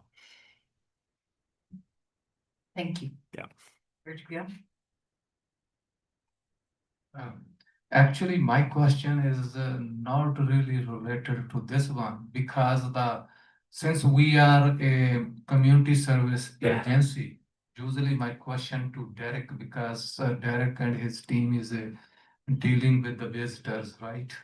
So during your past many years experience, did you have any kind of tough visitor give you guys a hard time and how you guys are dealing with them? The main goal is that might be meet and greet people's is the front line there, right? So how you guys can deal those kind of people's there on our preserve? So during this time, our staff operation is to have someone out in the front of the preserve, greeting people as they come in. They're welcoming to the preserve. They're asking them for the butterfly pass and they're taking all that data in. And then informing them of what their options are up on the preserve, whether it's dose and light hikes on the weekends or if it's an open access day during the weekdays, Wednesday through Friday only.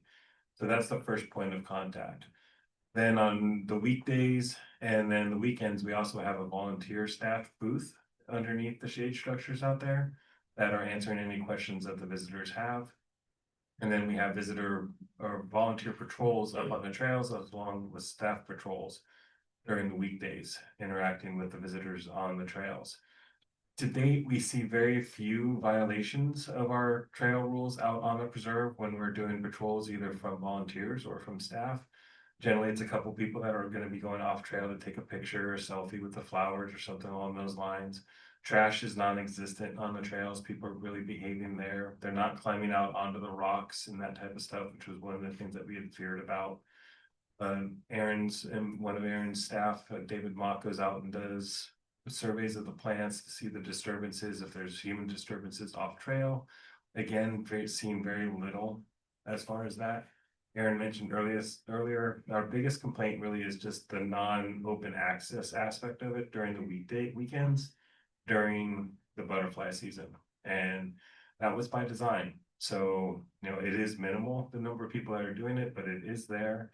Those conversations can get testy with people telling the staff off, calling them bad names, you name it. That's part of the business of being in the protection of the natural resource when it really comes down to it. So do we give any kind of special training to our employees? Our staff go through verbal judo every 2 years. So they do have that training where we have a person come in and actually give them training about how to deal with this and de-escalate situations. To date, we've had no really negative, where people have actually wanted to go to blows with our staff. So that's positive. And a lot of times our staff are able to de-escalate it. Sierra Vista is actually far worse than Mocher, with people wanting to go in for sunset. Thank you very much. Every interaction when I've been up there, I've had very positive interaction. Sometimes I go late, like, I want to see the sun coming down and take a picture, and I'm like, closing, and they'll let me squeak in. Well, I continue to be impressed by the dedication and the specialization of the staff members here at the Open Space Authority. The love of their job just comes through so clearly, and yet they're very deeply versed in what the mission is and what they have to do. So I really liked the presentation. You found this balance between visitor access and conservation. So I really applaud that. When we were there, Derek, there were no gates or fences in this area, right? So does that mean there is staff there all the time? Yeah, in the area of the staging area, there's only the entrance gate, and then as you get into the reserve, to get into the butterfly pass, there's 2 gates that you'll have to pass through, and those are signed. And during the weekdays, we generally don't have a lot of visitation, so staff will patrol that every now and again and come up with visitors and that type of stuff. So it's something we tailed back after we realized that there's very little visitation. So we have random patrols, and those random patrols are showing us what we already know, which is people just want to hike and then get down, especially outside of the butterfly season. It's too much like a desert, no trees, very hot, very windy, and people just want to put in their time, get out, build up a sweat, get back to the car. Thank you very much. Good presentation. Do we have any public comment? There are none. Okay. All right. Thank you, Aaron. Appreciate it. You're not done with me. So tonight, okay, so we are now on to the last item, authorization of additional contingency funds for change orders for Rancho Canada de Oro Stock Pond Restoration Project. Hey, I did it without. Well done. And I should say before I start, this project is really led by my very talented staff member Rachel Clemens, our watershed restoration specialist. I'm really here to spare her from a board meeting, and we've worked on this project together, so I can answer any questions you may have. So the recommendation before the board is to authorize an additional contingency of 11%, totaling about $67,000 for the Rancho Cañada del Oro stock pond restoration project. So just a little bit of background. This project is in Rancho Cañada del Oro, and it's really intended to benefit several listed species that occur in these ponds. That's really why we're doing it. It also has the co-benefit of helping grazing and water supply, but the main benefit here is to really extend the life of these artificial stock ponds that were built pretty much in the 60s or 70s by the grazer or tenant at the time with a bulldozer. But now this is really where we find some of our rare aquatic species. Generally, back in the day, if San Jose, et cetera, would flood seasonally, and these species were really abundant in the valley bottom. Today, they're almost found exclusively in artificial stock ponds that are built into the hillside. So earlier I mentioned Valley Habitat Agency has done some of this work at Mayana-Yakima. Same thing we're doing here. In this case, the focal species that we have present in our pond are California red-legged frogs, which you can see at your right, and northwestern pond turtles, which you can see at left. These three ponds are located in the currently closed part of Rancho, sometimes called Blair Ranch. The trail project that's underway there is providing access from our existing parking lot into this area, into Blair Ranch. Jennifer Peth, I think, has provided updates about that project. So these three ponds, RCO1, 710, those are our code names for them, are located in that Blair Ranch area. The board awarded a contract of $612,000 back in its April meeting with an existing contingency of 15% and $91,000.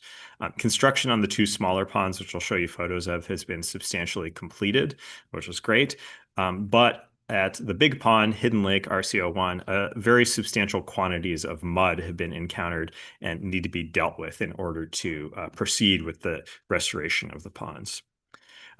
While we were doing this, you'll notice the theme, natural resources, always trying to involve people. In this case, the Student Conservation Association approached us with an interest to get some of their young people out and learn some of these basic skills. SCA is a lot like the community or California Conservation Corps, working with young people to gain job skills. They were able to come out and help us build some fencing around some of the ponds. So just I love this photo of Patrick in particular. It's like such a great OSA photo. These are the completed ponds, and they probably don't look like much, but this is what ponds look like when you've dewatered them at left. And these are kind of about the size of a swimming pool, I guess I would say, for context. At right, RCO7, you can see it's actually already starting to fill with water because there's groundwater coming out of the hillside that's already started to fill the pond back up, and vegetation's coming in there. So those are the two ponds that have gone swimmingly, I guess you could say.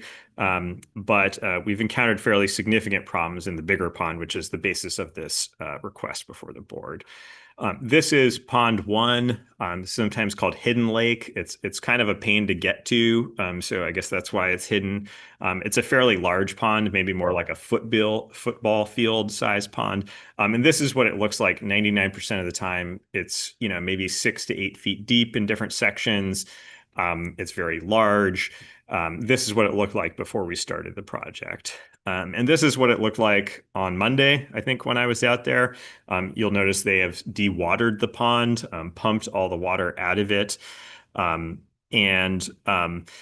So this pond unexpectedly has about 2,000 cubic yards, and that's about 200 dump trucks just for scale. So quite a bit of material of mud that you can see the excavator is encountering in its work that needs to get kind of moved around.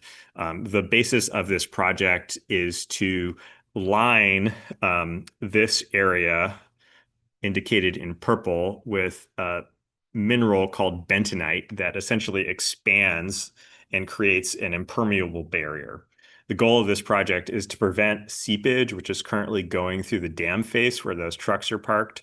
It's currently water is actually going through the berm, which causes a structural weakness, which means that it could fail at any time and we would lose all that habitat.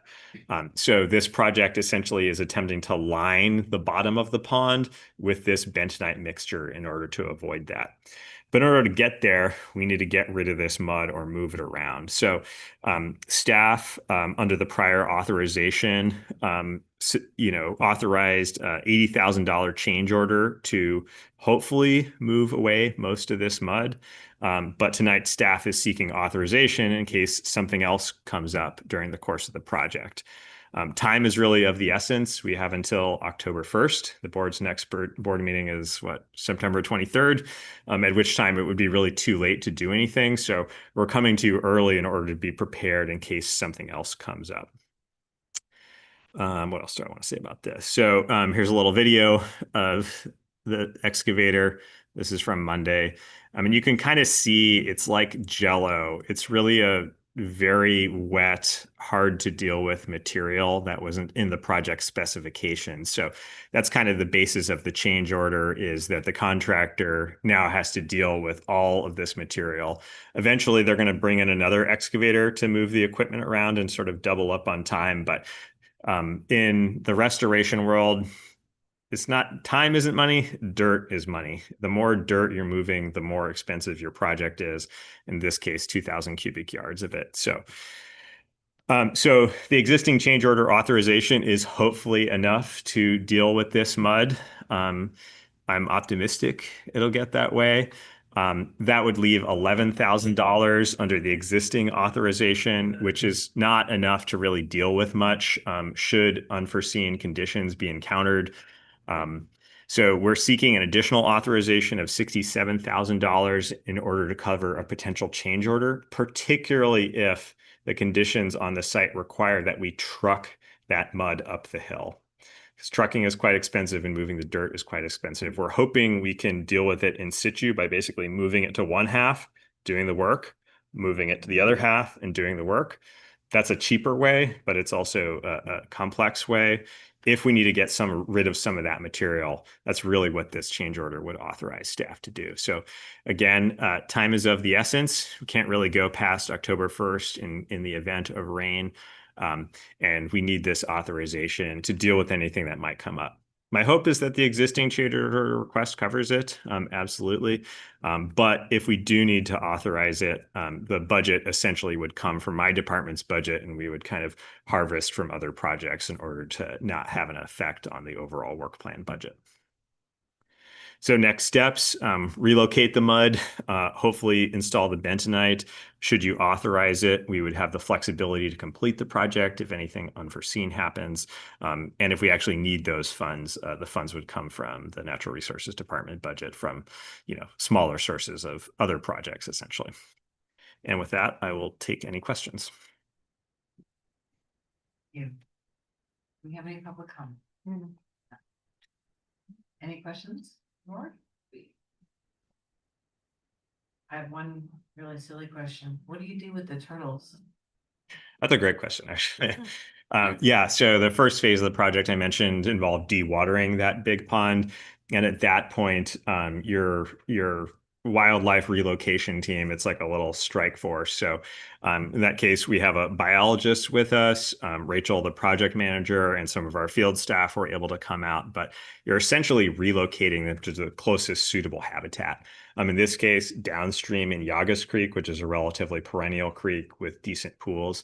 Some of the turtles, they have a natural behavior where during the summer they estivate, which is to say they bury themselves in the hillside and then they'll kind of come out during the winter. So some of the turtles leave on their own volition and others you would relocate to the closest suitable habitat. But it's kind of a scramble. The other thing that I didn't mention is that this pond was clearly stocked for catfish by the prior owner at some point. So there were tons of catfish, which prey on native species, of course. So a lot of dead catfish, a lot of stinky smells, mildly perturbed project manager, but we got through it.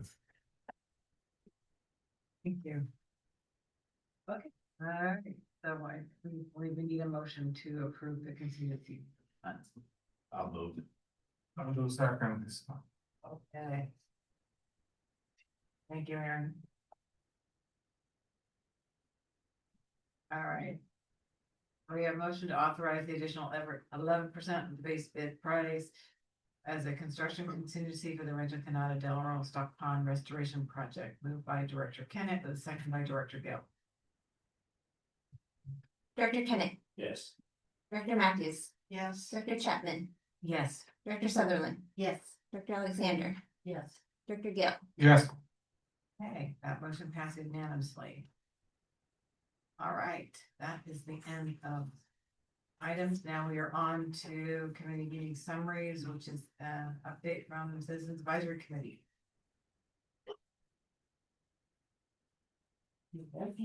Yeah, so I was thinking might be you can just give that presentation. But anyway, I was attended that meeting. I'm just joking. Anyway, so I did get the chance to attend this CSC meeting last month. I saw there was 4 agenda items they discussed during that meeting, and 2 of them we already actually staff already presented to the last board meeting. So those so there was one is recognize the Steve Manick contribution to the Citizen Advisory Committee report. We already just received the presentation from the staff last time. The other one is thus received the presentation on the Open Space Authority funding measure status report. That was the staff is already presented the last time. Only the 2 items which they discuss, and those are the first one is the staff gave the presentation. The board has approved authorities fiscal year 2025-2026 budget and work plan. What happened? So usually, which I just feel it, the budget summary, which is more important, that the estimate income and revenue is $19.6 million. That presentation shows that, and then the estimate expenditure is $19.1 million, which is really important for this presentation. The work plan, they highlighted actually the 4 areas. The first area is launch building a climate strong future for all urban grant program solicitations. The second one is a plan and design public accessibility improvement at the Coyote Valley Open Space Preserve. The third one is restore habitats and water resources in North and Mid Coyote Valley, Yagas Creek, and Pajaro rivers. The last one is the 4th one is initiate the new agriculture strategic plan to support sustainability of the local agricultures. These are the main things actually in the CSC last meeting they just discussed, and I really enjoy that meeting. That's my actually the report. Thank you, Director Gill, for the excellent recap. You were gone in Hawaii. Yeah. Sorry. Okay, informational report, General Manager. Madam Chair, I think a number of the management team have some report outs. Why don't we start with Megan Drager? Thank you. Good evening, directors. A few updates coming from the state legislature, noting that there are only 3 weeks left or so in the session, so there's a lot we're hoping gets done. First topic is Prop 4. As you know, we and many others have been anxiously awaiting Prop 4 funds to become available after Prop 4 was passed by the voters last November. The state budget for this current year so far has not included any Prop 4 money. It has not been appropriated. We've been waiting for trailer bills to do that appropriation. Patiently waiting for that to happen, and we just learned in the last couple of weeks that the Assembly leadership had not planned on allocating or appropriating any Prop 4 funds this fiscal year. So for us, that would mean our Coyote Valley Conservation Program that we're expecting some Prop 4, as well as many grant programs that we and our partners are relying on, would not get that funding this year. So we've of course been working with our elected officials, signing on to coalition letters and all the various efforts that are going on to try to get that moving. And again, in this fairly short window. Somewhat related topic, cap and trade, or a greenhouse gas reduction fund. The Assembly has taken the lead with proposed language to extend cap and trade through 2045. We're expecting additional language that will set the stage for how much funding natural and working lands projects would be eligible for next year. We haven't seen a plan yet from the Senate, but the governor has made clear that his priorities are high-speed rail and CAL FIRE operations. We're again engaging through coalition sign-on letters and other avenues, requesting that 15% of the greenhouse gas reduction fund be dedicated to natural greenhouse gas emission reduction and carbon sequestration on natural and working lands on a continuous basis. In addition to protecting existing funds for the Sustainable Agricultural Lands Conservation Program, or SALC, which we've gotten lots of funding for ag land acquisition. And looking forward to using that in the future. And lastly, there has been a lot of focus on some CEQA changes that have come. In June, there were 2 budget trailer bills, SB 130 and 131, that included language that brought reform to the California Environmental Quality Act, or CEQA, by adding some, among other things, some new exemptions for projects that we and others were concerned about. So there's currently an effort going on to try to clean up some of that language and make things clear. So in coordination with partners, we've communicated our support for legislation that strengthens protections for natural and protected lands, which includes farmland and addresses concerns with the current broad exemption for advanced manufacturing. Bring updates when we know more.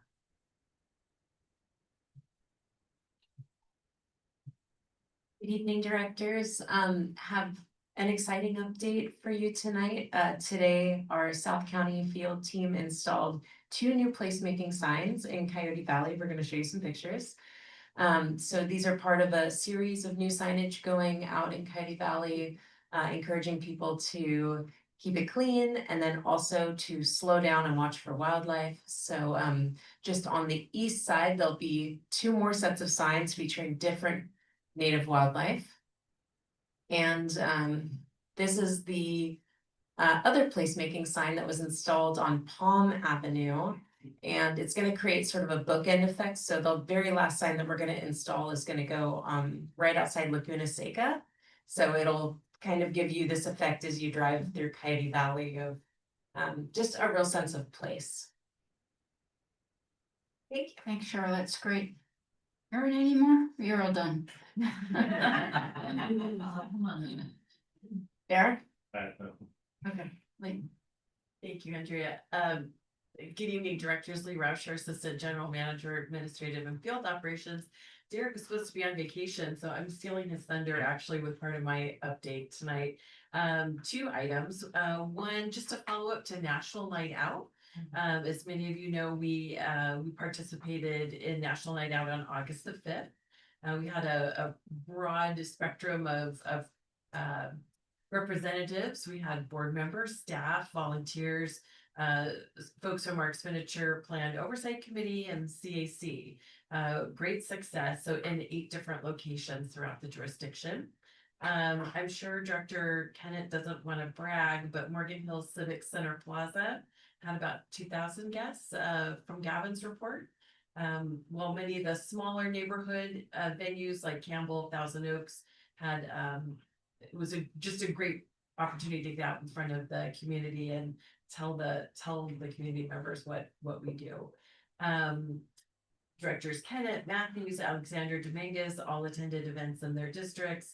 We had CAC member Joe Hinwood table with volunteer program administrator Gavin Comstock in District 4. EPOC member Linda Marquez tabled with clerk of the board Caroline Hernandez in District 6. And then I don't want to steal any of your thunders for any of your experience. We just wanted to give kind of a holistic report of National Night Out. I hope you'll talk more about your experiences. And then so briefly, because Erin didn't mention it, I'm going to mention we launched a recruitment today for a Habitat program manager.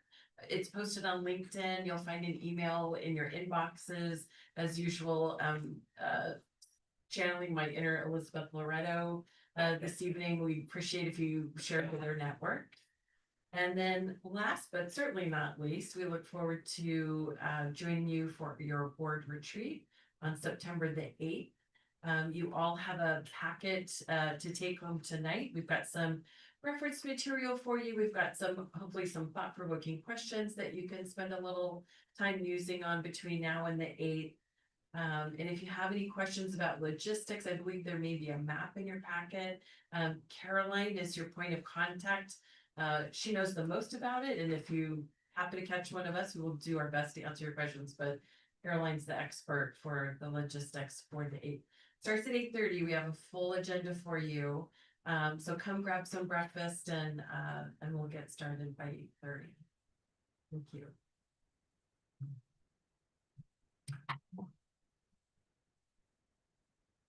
I just have one item and we got a very nice communication, I don't know, 2 weeks ago maybe, from the San Jose Conservation Corps that on September 12th, they're having their annual picnic, which is a wonderful opportunity to highlight all the young people who participate in the Conservation Corps' programs. But they let us know that Open Space Authority is receiving the Community Partnership Award for its work with the San Jose Conservation Corps, and they've invited us to come accept that award. So I'll be attending. I think our chair Chapman is joining. I don't know if any other, you're coming too, Vicki. That's terrific. Margie Matthews. Oh wow, we almost have a quorum. And some of our staff across the agency are coming, so it should be a great event. With that, turn it back to you, Madam Chair. All right, legal counsel, any updates? No report. No reports, okay. All right, board member reports. I'll start with Director Kenneth. Nothing to say. Nothing. Okay. Director Matthews. I have a couple things. National Night Out.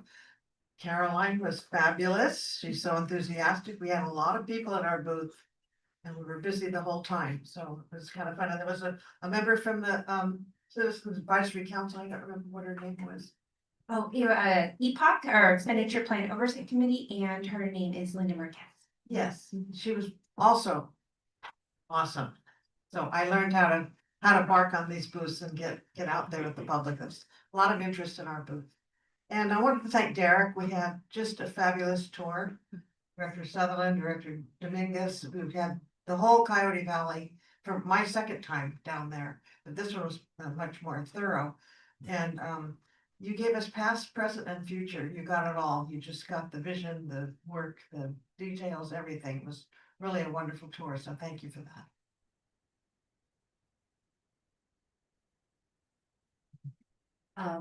Thank you. I wanted to mention a couple of things. I had the ability to go to hear Jim Morgan, who was with Applied Materials for many years, and he has a booklet called Words of Wisdom for nonprofits. And I'm going to be getting a copy for all of you because I think it's a good reminder of how we work and why we work. Not everything applies, but it's really a short read, so I'm hoping that you can just kind of scan it.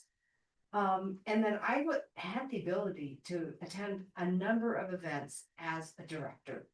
I went to the county presentation on HR1, which is the impact of the big beautiful bill and how it's going to impact the county budget. The Campbell State of the City, Campbell State of the City Mayor Lopez invited me to attend. The county parks meeting.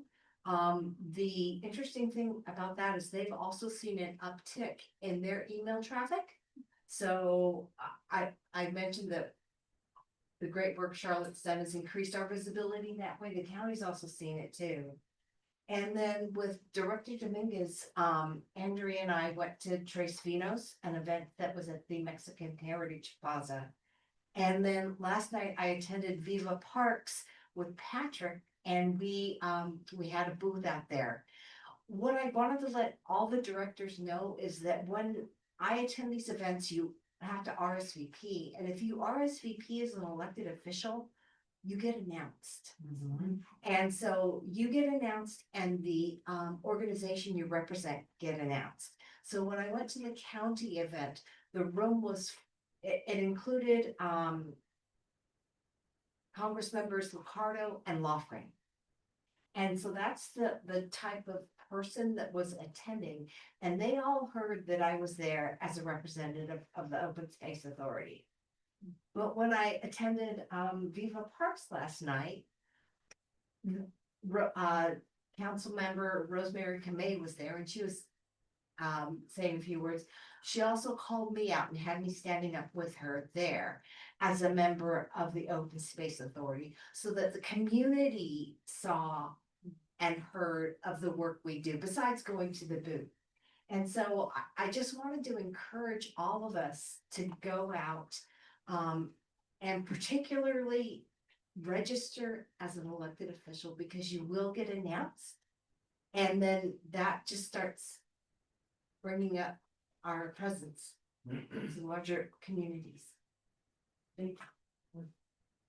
Madam Chair, may I briefly respond to Director Sutherland's comments? Really appreciate you participating in all those events, Director Sutherland, and mentioning to us that on staff that you have been, because it got us at least beginning to talk about how we can convey information to board members on a regular basis about the upcoming events that they may wish to participate in. So especially ones like you mentioned where you can all get called out as the directors of the Open Space Authority and get more awareness about the work that we do that way. So we will continue to work on how to disseminate that information. Maybe a question to add to your list of questions given to you in the packet for the board retreat is to consider what information would be valuable to you about upcoming events. So just wanted to put that bug in your ear. You know, we would also then ask when you're at those events, like Director Sutherland's been doing, to let us know, either Lee or myself, so that we can make sure that staff who are then visiting with some of those elected officials will be aware, just so that we're all in communication about that. Happy to provide talking points. We'll develop those, you know, high level regular talking points. And then also wanted to mention that a chart that we've provided to the board in the past, where it describes the overlap of all of your board districts with other elected official jurisdictions, both at the local level, also at the state and federal levels, and all of those elected officials that you overlap with. We'll update that chart and provide that probably no later than the next board meeting. So we'll have that available for you as well. That's been a good resource in the past. So I just wanted to mention that. I really appreciate you bringing it up. Thank you very much, Mark. Thank you, Mark. That's a really good point, because when I first came on the board, I reached out to my elected members, to the city council member that was in the district, and I believe, you know, staff joined, and we had a meeting with Councilmember Cohen and kind of, you know, went over what Open Space does. Yeah, remember, he was like, you do what? Yeah. So I think those kind of introductory meetings are very important, because sometimes they have no idea, you know, the scope of the work we do. They, you know, they focus on the grants, but they don't know about some of the other things. Those are important things. I'm gonna go through a list because August was busy. So there was LAFCO meeting, which we approved the phase 2 of the policy work. That went very smoothly. Attended a meeting with Director Kennett that he forgot with Morgan Hill Council Member Vega. to talk about LAFCO, so kind of give her an overview of LAFCO and OSA's role in that. That was very well received. There was a spur event where you met the new CEO, kind of with general manager, Dr. Sutherland. Again, and that was very good to be there representing OSA. Let's see, the fundraiser was Susan Ellenberg through for Robert Rivas. And of course, I did that. I went right up there and said hi. Bigger Rivas, my name is Helen Chapman. And he's like, yeah, I think Osh Culver works really well with your office. Yes, he does. What's it right? And one really interesting thing, I wasn't able to make National Night Out. I attended one at the neighborhood to spend a little Harveyville, but I attended an event at Middlebrook Gardens where there had new leadership there with several of the neighbors, and they did a vegetable kind of fruit exchange, and was able to talk to some of the neighbors and some people that are doing like home composting and things like that. Didn't know much about OSA, so I was there as my director of capability, handing out cards and talking about some of the work we just do at the neighborhood level. So that's something, you know, like you said, the small little things, but has a wider reach. Anyway, so very busy month. Director Bill. Oh. National Night, I also spent some time and stopped by different neighborhood events, especially on Evergreen area. And also I spent some time with our own Open Space Authority booth on Solari Park, I think is a District 7 on that time. So it was really a great I saw so many people come there, and then seems look like a very interesting people I met there. Even they like our open space authorities, literatures, those kind of things. And I just have some pictures also as well. I put on the Facebook as well. I don't know if some people see or not, but it was really a great event, especially on my district. So that is the national night, and I actually attended the Santa Clara Valley Water Commission meeting yesterday. That was a special meeting, and it was specially designed for the tour of the Anderson Dam seismic retrofit site. We went there. A dam safety officer explained the purpose and the background of this dam. He also explained about the Anderson Dam tunnel project, which is currently being constructed. Furthermore, he explained the Anderson Dam seismic retrofit project. Under this project, they are going to remove and replace most of the existing dam and construct a new low-level outlet and a new high-level outlet to meet the DSOD, Division of Safety of Dams, requirements for emergency drawdown of the reservoir. This project will be completed by 2030 and cost will be about $2.4 billion. I learned a lot about this dam and how this dam provide water to the Santa Clara Valley residents and protect from the emergency flooding. This is really a great tour, and most of the commissioners, they attend that. The majority of them is there, but not many, because there are very hard there yesterday also. But eventually, this is a great tour. Thank you. All right. Okay. And yeah, I enjoyed the National Night Out at Thousand Oak Parks with volunteers Carol and Nancy. And it was very well attended. A lot of enthusiastic people, a lot of people coming over to play the game, and so it was good. Okay. That concludes that, and so now we will adjourn to the second part of our closed session. All right. Yes, to finish off the items. we did Finish not off the items, finish. okay. Thank you. Chair.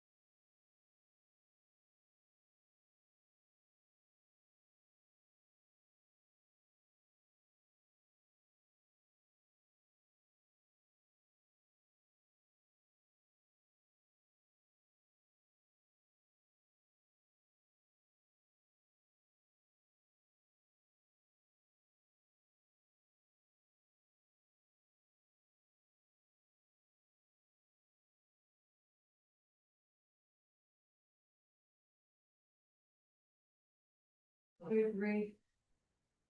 Director Matthews, Quorum. we have a quorum? I'm sorry, though. Quorum, that's what we're going. Do we have a report? Oh. It's no. Legal counsel, do we have a report? No reportable action. Okay, there's no reportable actions, this meeting is adjourned. Thank you.